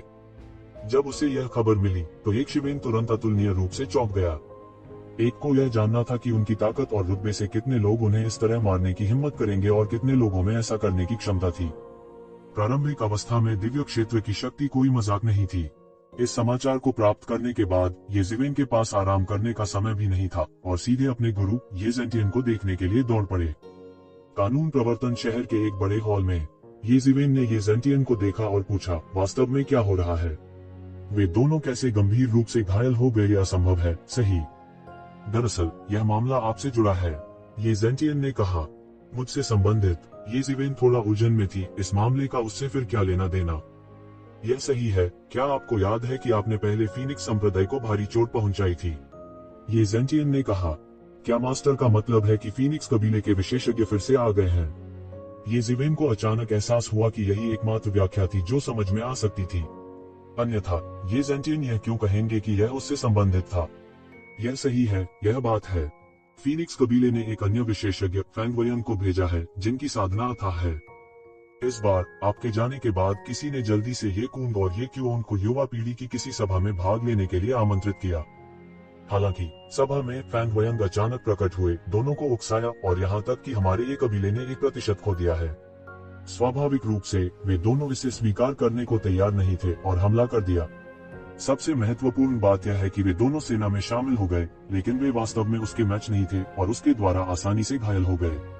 ये जेंटियन ने अपनी आंखें मूंद ली और एक गंभीर अभिव्यक्ति के साथ कहा, उनमें से दो सेना में शामिल हो गए। ये जिवेन एक पल के लिए स्तब्ध रह गया, यह पुष्टि करते हुए कि उसने गलत नहीं सुना, है ना? ये दो दुश्मन वास्तव में सेना में शामिल हो गए। ये उसके और ये क्यूओंग के बीच नहीं था। वास्तव में ये क्यूओंग और ये कूंग के बीच का रिश्ता उसके और ये कूंग के बीच के रिश्ते से भी खराब था। ये दोनों वास्तव में सेना में शामिल हो गए। दूसरे शब्दों में, इन दो अहंकारी लोगों को इस बिंदु पर मजबूर करने में सक्षम होने के लिए दूसरी पार्टी कितनी शक्तिशाली होनी चाहिए। ये जिवेन को नहीं पता था कि यह फैंग वयंग कितनी शक्तिशाली थी। हालांकि केवल एक विवरण उसे यह एहसास दिलाने के लिए पर्याप्त था कि यह फैंग वयंग एक अभूतपूर्व शक्तिशाली दुश्मन हो सकता है। ये क्यूओंग और ये कूंग के बीच एक दूसरे के साथ अच्छे संबंध नहीं थे। हालांकि ये दोनों ये परिवार के शीर्ष नेता बन गए थे, इसलिए ये परिवार की एकता बनाए रखने के लिए वे पहले की तरह नहीं लड़े। हालांकि उनके लिए एक दूसरे के खिलाफ लड़ना आम बात थी। इसके अलावा वे दोनों गर्वित लोग थे। उनकी ताकत भी ये परिवार के शीर्ष पर थी। भ्रामक ये जुकोंग, ये कियान और ये जिवेन के अलावा इन दोनों को ये परिवार के शीर्ष विशेषज्ञ माना जाना चाहिए। यह कैसी ताकत थी, यह कैसा अभिमान था, लेकिन असल में उन्हें हाथ मिलाने के लिए मजबूर किया गया। विरोधी को ऐसा चुनाव करने के लिए मजबूर करने के लिए कितना अत्याचारी होना चाहिए। हाँ, आपने भी सुना, ये दोनों हमेशा एक दूसरे के खिलाफ रहे हैं। हालांकि उन्होंने अब हाथ मिला लिया है। यह मुझे ये जैन और अन्य लोगों के साथ हाथ मिलाने के लिए कहने जैसा है, जब तक कि प्रतिद्वंद्वी वास्तव में शक्तिशाली और बेजोड़ न हो, या यहाँ तक कि कबीले के भगवान जैसा चरित्र न हो, तब तक यह संभव है। वरना इसके बारे में सोचना भी मत। ये जेंटियन ने कहा। फीनिक्स कबीले की ताकत अथाह है। वे कई वर्षों से प्राचीन फीनिक्स वर्ल्ड में पीछे हट गए हैं। हालांकि वे हमसे बहुत मजबूत हैं। 4 कुलों में से कोई भी प्राचीन फीनिक्स वर्ल्ड के लिए एक मैच नहीं हो सकता है अगर वे अकेले लड़ते हैं। इसके अलावा प्राचीन फीनिक्स वर्ल्ड इतने सालों से अपनी ताकत को ठीक कर रहा है और जमा कर रहा है। इसके अलावा वे हमारे जैसे नहीं है, जिन्हें संसाधनों के लिए अन्य 3 कुलों के साथ प्रतिस्पर्धा करनी पड़ती है। इसलिए हम भी नहीं जानते कि वर्षों में उनकी ताकत कितनी निरंकुश हो गई है। हम अभी भी कुछ दानव जाति को नियंत्रित करने के तरीकों के बारे में सोच सकते हैं और उन्हें अपने जासूसों के रूप में उपयोग कर सकते हैं। हालांकि हम वास्तव में प्राचीन फीनिक्स क्षेत्र के बारे में कुछ नहीं जानते हैं। पिछले युद्ध को हुए बहुत समय हो गया है। इसके अलावा सभी ने कहा कि पिछले युद्ध के दौरान प्राचीन फीनिक्स क्षेत्र को भारी नुकसान हुआ था।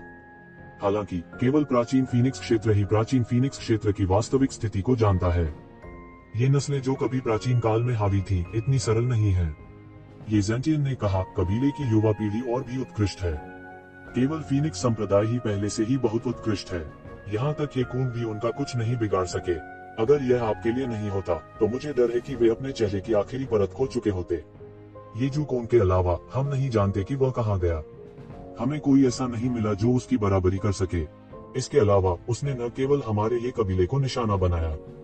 हमारे ये कबीले के अलावा फीनिक्स संप्रदाय ने भी कई अन्य ताकतों के युवा विशेषज्ञों को चुनौती दी है, हालांकि कोई भी उससे निपटने में सक्षम नहीं है। अन्यथा हमने उसे बहुत पहले ही बेच दिया है। अब तक कोई कैसे सहन कर सकता है? ये जेंटियन ने जारी रखा, अगर यह आपके लिए नहीं होता तो मुझे डर है कि युवा पीढ़ी के बड़े शॉट्स में से एक ने कार्रवाई की होती। हम उसे हमारी मानव जाति में अभिमानी तरीके से कार्य करने की अनुमति नहीं दे सकते। मैं मूल रूप से सोचा था कि ऐसा व्यक्ति पहले से ही उनकी शीर्ष हस्ती था, हालांकि अब जब मैं इसके बारे में सोचता हूँ, मुझे डर है कि हमने प्राचीन फीनिक्स वर्ल्ड को कम करके आंका है। बस इस फैंग वू यंग की ताकत किसी भी विशेषज्ञ से ऊपर है जिसे मैं जानता हूँ। युवा पीढ़ी में उनकी बराबरी करने वाला कोई नहीं है। मुझे डर है कि युवा पीढ़ी के 5 बड़े शॉट्स में से कोई भी इस फैंग वू यंग का मुकाबला नहीं कर पाता अगर उनमें से किसी ने भी अपनी ताकत नहीं छिपाई होती।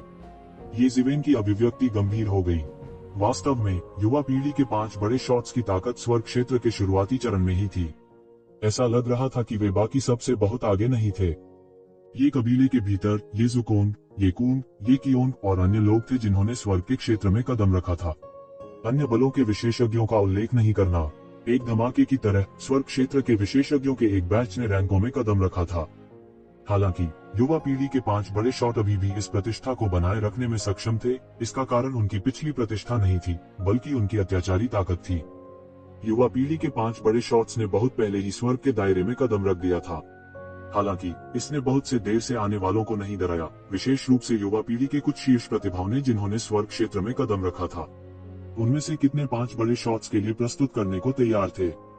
इसके बाद जब प्रतिभाओं की ताकत एक बड़े सुधार के साथ एक विस्फोट की तरह थी, कुछ लोग थे जो 5 बड़े शॉट्स को चुनौती देना चाहते थे। वे 5 बड़े शॉट्स को मात देकर मशहूर होना चाहते थे। ये जिवेन उस समय कैसे प्रसिद्ध हुई? क्या उसने एक ही बार में 5 बड़े शॉट्स को नहीं हराया और शीर्ष 100 में शीर्ष स्थान हासिल नहीं किया?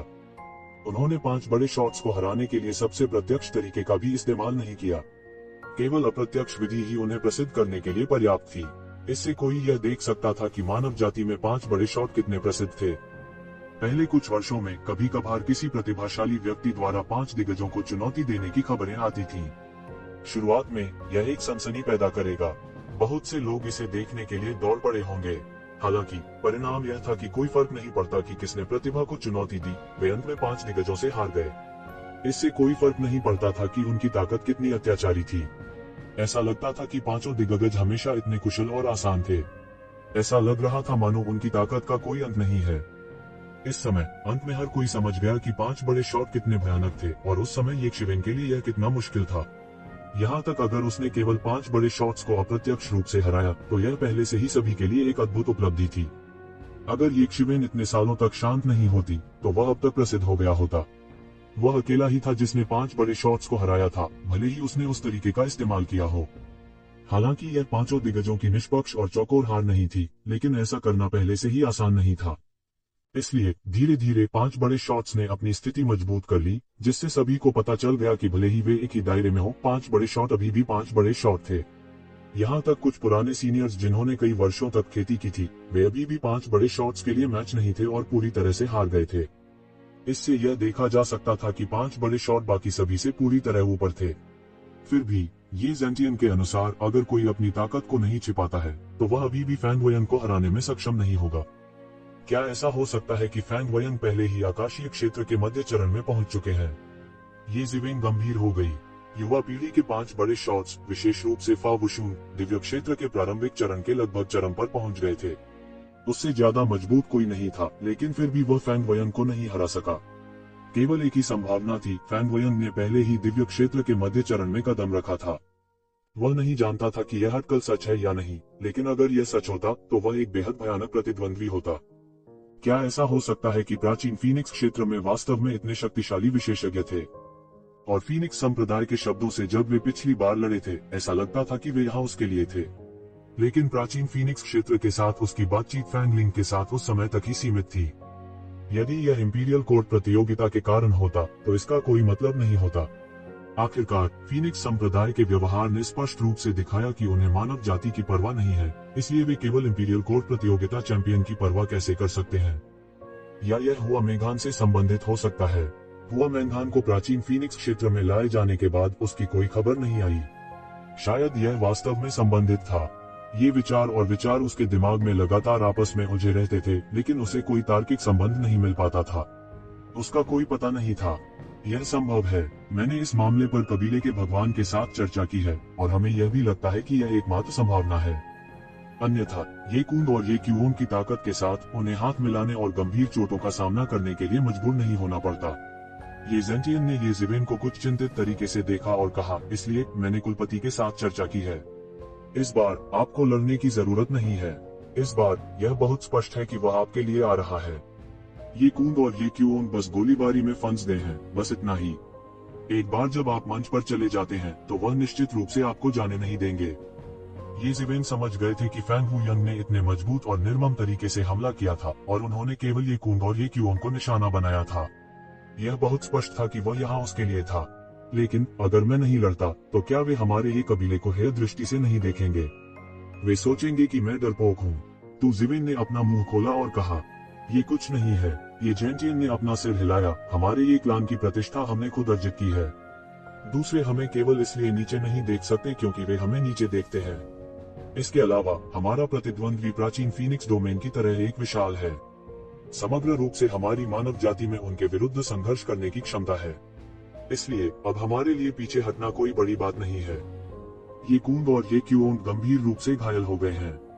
मुझे डर है कि वे 1 साल के भीतर ठीक नहीं हो पाएंगे और यदि आप मंच पर जाते हैं तो मुझे डर है कि आप मौके पर अपंग हो जाएंगे। हमारे ये कबीले के लिए यह एक वास्तविक नुकसान होगा। इसकी तुलना में एकमात्र प्रतिष्ठा कुछ भी नहीं है। ये जेंटियन ने कहा, आप स्पष्ट रूप से जानते हैं कि विरोधी क्या करना चाहता है, लेकिन फिर भी आप खुद को उनके दरवाजे पर भेजते हैं। यह विशुद्ध रूप से मृत्यु को प्रणाम कर रहा है। आप जानते हैं कि इस तरह की चीजें कबीला आपकी मदद नहीं कर सकता। यहाँ तक इंपीरियल कोर्ट भी आपकी मदद नहीं कर सकता। ठीक वैसे ही जैसे जब आप फीनिक्स संप्रदाय को मारते हैं तो वे केवल हार मान सकते हैं। अब उन्होंने एक भेजा है उन पर वापस पाने के लिए और भी मजबूत फैंग वुयंग। हम बूढ़े लोग बिल्कुल हस्तक्षेप नहीं करेंगे, अन्यथा हम खेल के नियम तोड़ रहे होंगे। ये जेंटियन ने कहा, यह मामला मेरी वजह से पैदा हुआ है। मैं इसे कैसे जाने दे सकता हूँ? ये ज़िवेन ने अपना हाथ हिलाया और कहा, इसके अलावा हम 5 टाइकून पर अपनी उम्मीदें लगा रहे हैं। उनमें से कुछ अपनी ताकत छुपा रहे हैं। यह अपने आप में बहुत विश्वसनीय नहीं है, लेकिन कोई दूसरा रास्ता नहीं है। अगर हम हस्तक्षेप कर सकते हैं तो हम उसे इस तरह कैसे जाने दे सकते हैं?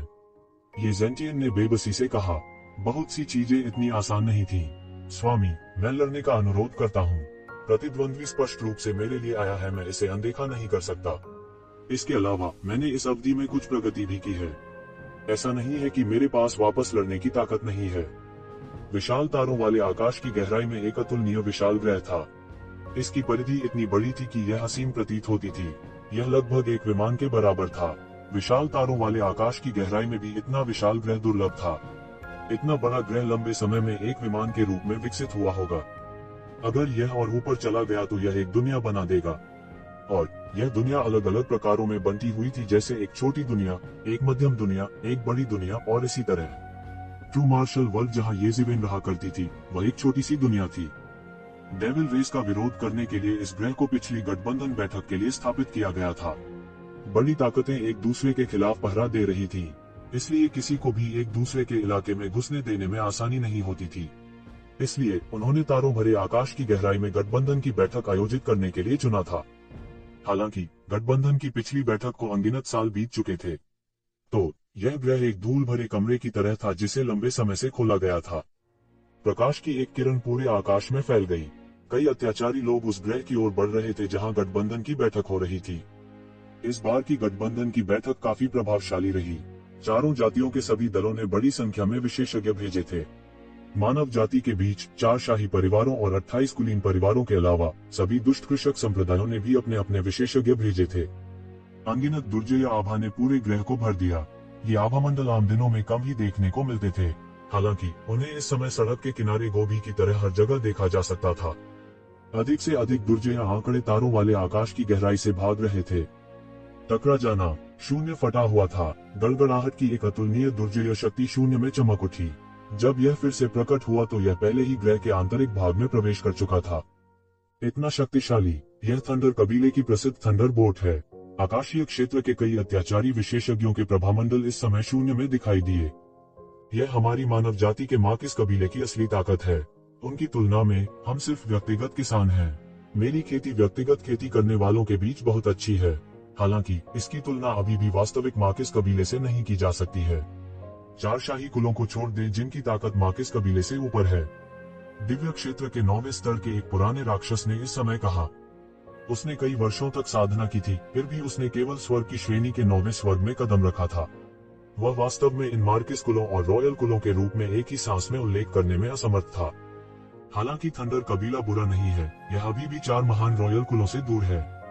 उस युग के बारे में सोचे जब 4 महान मानव राजा आबादित थे और सभी को हेय दृष्टि से देखते थे।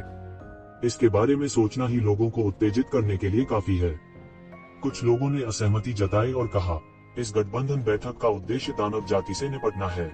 यदि हम रॉयल कोर्ट के साथ संबंध स्थापित कर सकते हैं तो यह आसमान में उड़ने से अलग नहीं होगा। रॉयल कोर्ट के संसाधनों के सहयोग से हम भी काफी विकास कर सकते हैं। इसके अलावा अगर हम इस भूत भगाने के युद्ध में शानदार प्रदर्शन कर सकते हैं तो हमारे पास एक मार्किस कबीले में पदोन्नत होने का मौका भी हो सकता है। इन मार्किस कुलों को केवल मार्किस कुलों में पदोन्नत किया गया है क्योंकि उन्होंने स्वतंत्रता के युद्ध और भूत प्रेत के युद्ध के दौरान बहुत प्रयास किया था। यह सच है, लेकिन यह इतना आसान नहीं है। हम मार्किस कबीले की तरह नहीं हैं। उनके कबीले के नेता का शाही दरबार में उच्च पद है। किसी ने अपना सिर हिला दिया। इसके अलावा मार्किस की ताकत बढ़ाने के लिए भाग्य अपरिहार्य है, अन्यथा वर्षों में इतने सारे युद्धों के बाद केवल 28 मार्किस कबीले नहीं होंगे। मुझे बस डर है कि युद्ध का पैमाना बढ़ जाएगा। मार्किस और रॉयल कुलों के अलावा केवल हम अकेले कितने लोगों में वास्तव में राक्षस जाति के इस आक्रमण से बचने का आत्मविश्वास है। यह पहले की तरह कोई छोटी मोटी झड़प नहीं है। मेरे पास पहले एक मित्र था जो एक संप्रदाय का कुलपति था और स्वर्ग के 9वें स्वर्ग की खेती करता था। अंत में जैसे ही वह युद्ध के मैदान में आया, वह 10 दिन भी नहीं टिका और रॉयल कोर्ट की दरार में दानव दायरे में दुखद रूप से मर गया। वह स्वर्ग टीयर के कुछ 9वें स्वर्ग के राक्षसों से घिरा हुआ था और वह उन्हें बिल्कुल नहीं रोक सका। कौन जानता है कि कितने स्वर्ग स्तरीय विशेषज्ञ मारे गए या घायल हुए। किसी ने डरते हुए कहा, इस स्तर के युद्ध में रॉयल कोर्ट के विशेषज्ञ जो हर दिन मरते हैं या घायल होते हैं, उन्हें हम दुष्ट कृषक विशाल संप्रदायों पर ध्यान देना चाहिए और पूरी तरह से गिरना चाहिए। रॉयल कोर्ट की नींव अविश्वसनीय रूप से गहरी थी, खासकर उनके जैसे दुष्ट काश्तकारों के लिए।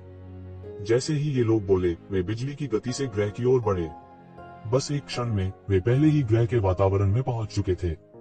हालांकि इस समय थंडर कबीले के विशेषज्ञ जो पहले ही उन्हें बहुत पीछे छोड़ चुके थे, अचानक किसी ने रोक दिया। थंडर बोर्ड के सामने गहरे नीले रंग की चमक से निकलने वाला एक अतुलनीय विशाल मोती रास्ता अवरुद्ध कर रहा था। यह समुद्री कबीले के विशेषज्ञ हैं। ये लोग अनुभवी और ज्ञानी भी थे। हालांकि ताकत के मामले में उनका पलड़ा भारी नहीं था, लेकिन उन्होंने वर्षों में बहुत कुछ देखा था। पहली नजर में उन्होंने पहचान लिया कि थंडर कबीले के सामने के लोग समुद्री कबीले के विशेषज्ञ थे। एडवांस सी पैलेस, क्या आप इस बैठक में हमारे साथ लड़ना चाहते हैं? इस समय थंडर बोर्ड से एक अधेड़ उम्र के व्यक्ति की दबी हुई आवाज आई। यह एडवांस सी पैलेस और थंडर कबीले निकला।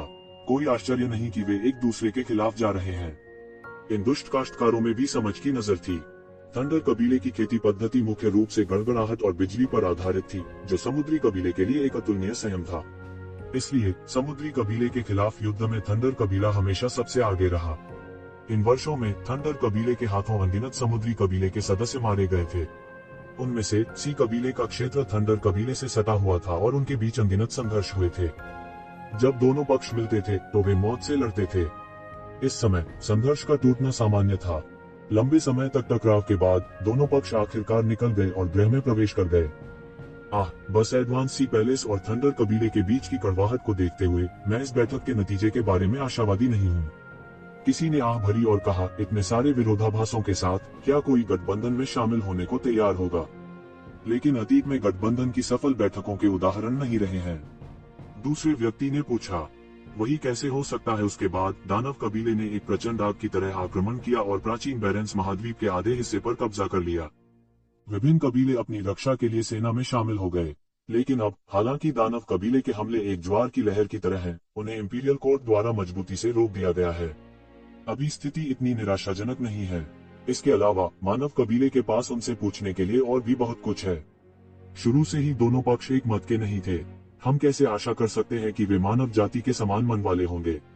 वह व्यक्ति उत्तर देता रहा, कोई बात नहीं, इन मामलों को इंपीरियल कोर्ट द्वारा हल किया जाएगा। हमें इसके बारे में चिंता करने की जरूरत नहीं है। फिर हम अभी भी यह बैठक क्यों कर रहे हैं?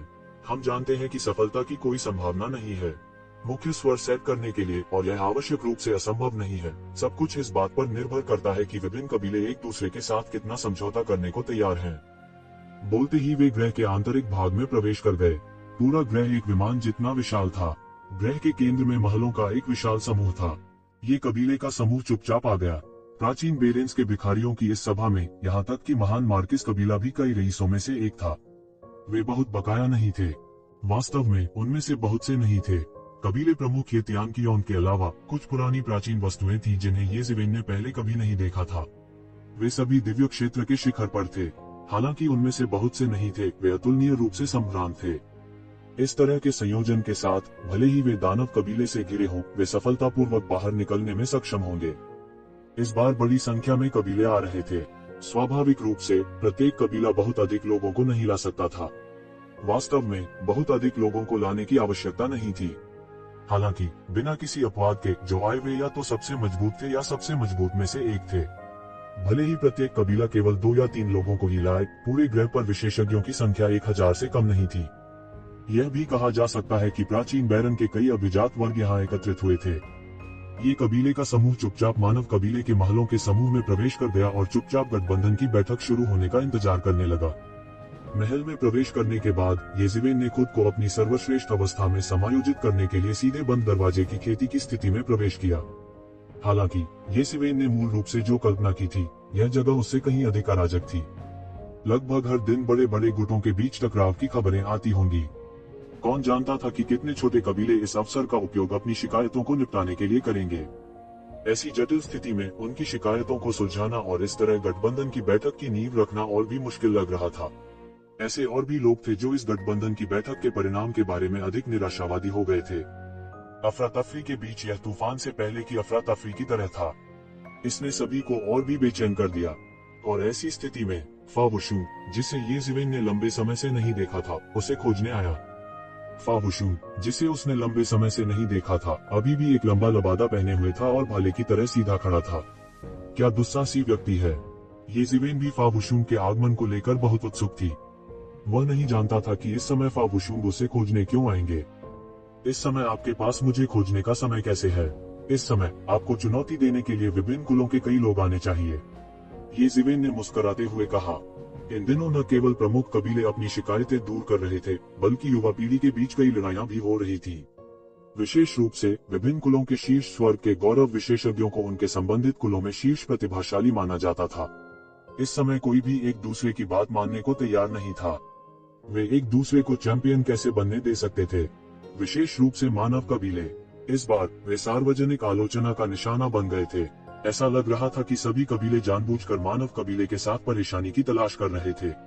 युवा पीढ़ी के 5 दिग्गज लगभग सभी प्रकार के चुनौती निमंत्रण प्राप्त करने से नहीं चुके। मुझे इस तरह की उबाऊ प्रतियोगिता में कोई दिलचस्पी नहीं है।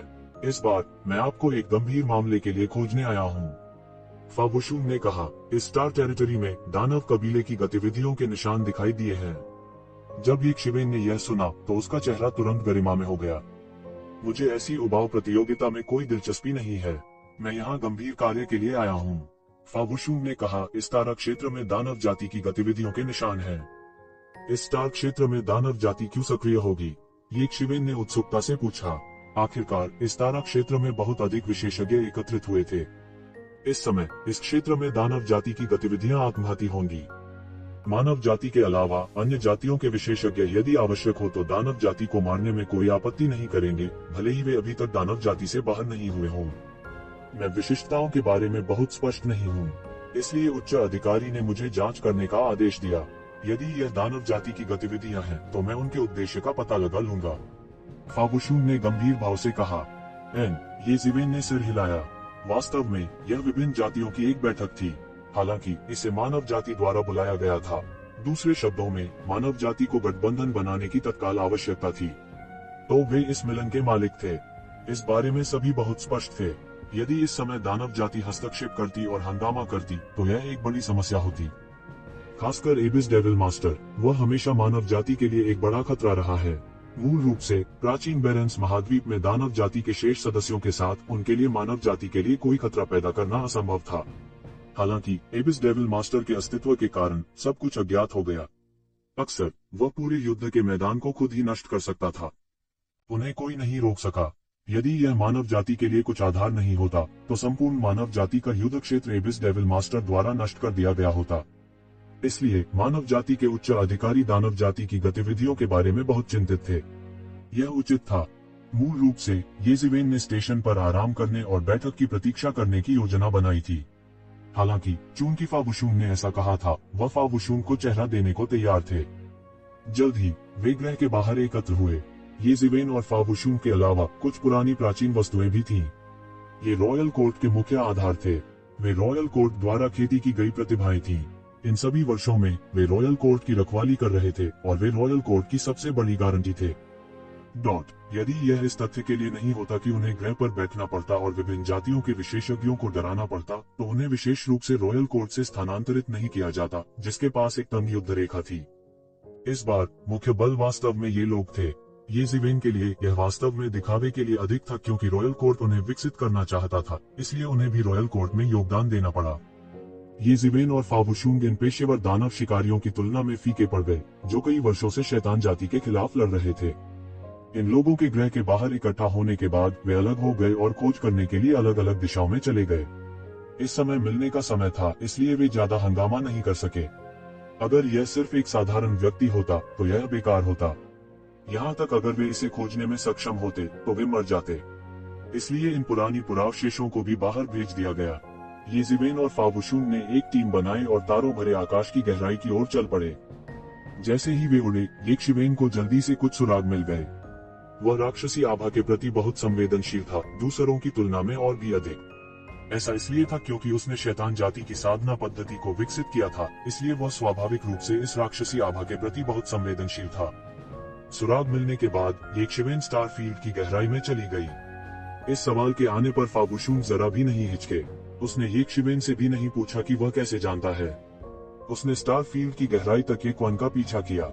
उनके आगे ग्रहों ने उनके कानों के पिछले हिस्से पर लकीरें खींची। उनमें से 2 अत्यंत तेज थे और उनमें से 2 अत्यंत कुशल थे। वे लगातार शून्य को चीरते रहे और उनके आंकड़े झिलमिलाते रहे। जब वे फिर प्रकट हुए तो वे पहले ही बहुत दूर जा चुके थे। तारों भरे आकाश की गहराई विशाल और असीम थी। दिव्य क्षेत्र से नीचे के लोगों के लिए इसे पार करना असंभव था। केवल अपनी खुद की उड़ान पर निर्भर रहने से कोई अंत तक उड़ान भरने में सक्षम नहीं होगा। केवल इस तरह शून्य को चीरते हुए ही कोई तारों भरे आकाश को पार कर सकता है। फिर भी शून्य को पार करना अभी भी बहुत कठिन था। जल्द ही फावुशून को एहसास हुआ कि येज़िवेन सही थे। यह वास्तव में इसी दिशा में था। राक्षसी आभा अत्यंत घनी थी और वे जितने करीब आते गए, राक्षसी आभा उतनी ही सघन होती गई। क्या ऐसा हो सकता है कि हम दानव जाति की मान में प्रवेश कर गए हैं? फावुशून ने गंभीर भाव से पूछा। हर कोई जानता था कि प्राचीन बैरेंस महाद्वीप में दानव जाति की खो कहीं और नहीं बल्कि तारों भरे आकाश की गहराई में थी। फिर भी बिना तारकीय मानचित्र के प्राचीन बैरेंस महाद्वीप की विभिन्न शक्तियां उनका पीछा करने का साहस नहीं कर सकती थी। ऐसा इसलिए था क्योंकि स्टार फील्ड की गहराई बेहद खतरनाक थी। कई इंटरस्टेलर तूफान थे जो आकाशीय क्षेत्र के विशेषज्ञों को भी अलग कर सकते थे। इसे प्राचीन बैरेंस महाद्वीप में सबसे खतरनाक जगह के रूप में जाना जाता था। प्राचीन बैरेंस महाद्वीप में विभिन्न नस्लों के वध से बचने के लिए दानव जाति केवल वहां छिप सकती थी। फिर भी इतने सालों तक प्राचीन बैरेंस महाद्वीप की विभिन्न ताकतों ने कभी भी स्टार फील्ड की गहराई और दानव जाति की खोज की खोज करने में कोई कसर नहीं छोड़ी। हालांकि अभी भी कोई खबर नहीं थी, अन्यथा वे पहले ही दानव जाति की मान को चपटा कर चुके होते। फावुशून की अभिव्यक्ति थोड़ी गंभीर थी, लेकिन वह अधिक उत्साहित था। येज़िवेन भी अचानक उत्तेजित हो गई। अगर सच में उन्हें राक्षस जाति की मान मिल जाती तो यह बहुत बड़ी बात होती। उस समय यह कहना मुश्किल होगा कि वहां कितने विशेषज्ञ होंगे। वे दोनों जल्दी से एक ग्रह के बाहर पहुंचे। वे नहीं जानते थे कि दानव जाति ने ग्रह को बदलने के लिए किस विधि का प्रयोग किया था। दूर से देखने पर यह वास्तव में किसी राक्षस के चेहरे जैसा लग रहा था। उसने अपना रक्तरंजित मुंह खोल दिया जैसे वह पूरे आकाश को निगल जाना चाहता हो। तारों भरे आकाश में इस विशाल मुख द्वारा अनगिनत आध्यात्मिक ऊर्जा को निगल लिया गया था। हालांकि जो निगल लिया गया था वह राक्षसी ऊर्जा थी। यह प्राचीन बैरेंस में दानव जाति के जीवित रहने की नींव भी थी। अन्यथा जिस तरह प्राचीन बैरन के लोग राक्षसी ऊर्जा को सांस में नहीं ले सकते थे, उसी तरह वे आध्यात्मिक ऊर्जा का उपयोग भी नहीं कर सकते थे। जाहिर है उन्होंने आध्यात्मिक ऊर्जा को राक्षसी ऊर्जा में बदलने के लिए एक फॉर्मेशन का इस्तेमाल किया। जैसा कि अपेक्षित था, हमें वास्तव में दानव जाति की खो मिल गई। कम से कम यह दानव जाति के ठिकानों में से एक है, फावुशुंग ने कहा। वे दोनों दूर एक उल्कापिंड में छिप गए। ऊपर देखने पर उन्होंने अनगिनत राक्षसों को गृह में प्रवेश करते और बाहर निकलते देखा। सुरक्षा कड़ी थी और उन्होंने आराम नहीं किया क्योंकि यह एक दूरस्थ स्थान पर स्थित था। हमें क्या करना चाहिए? क्या हमें वापस जाना चाहिए और अभी रिपोर्ट करनी चाहिए?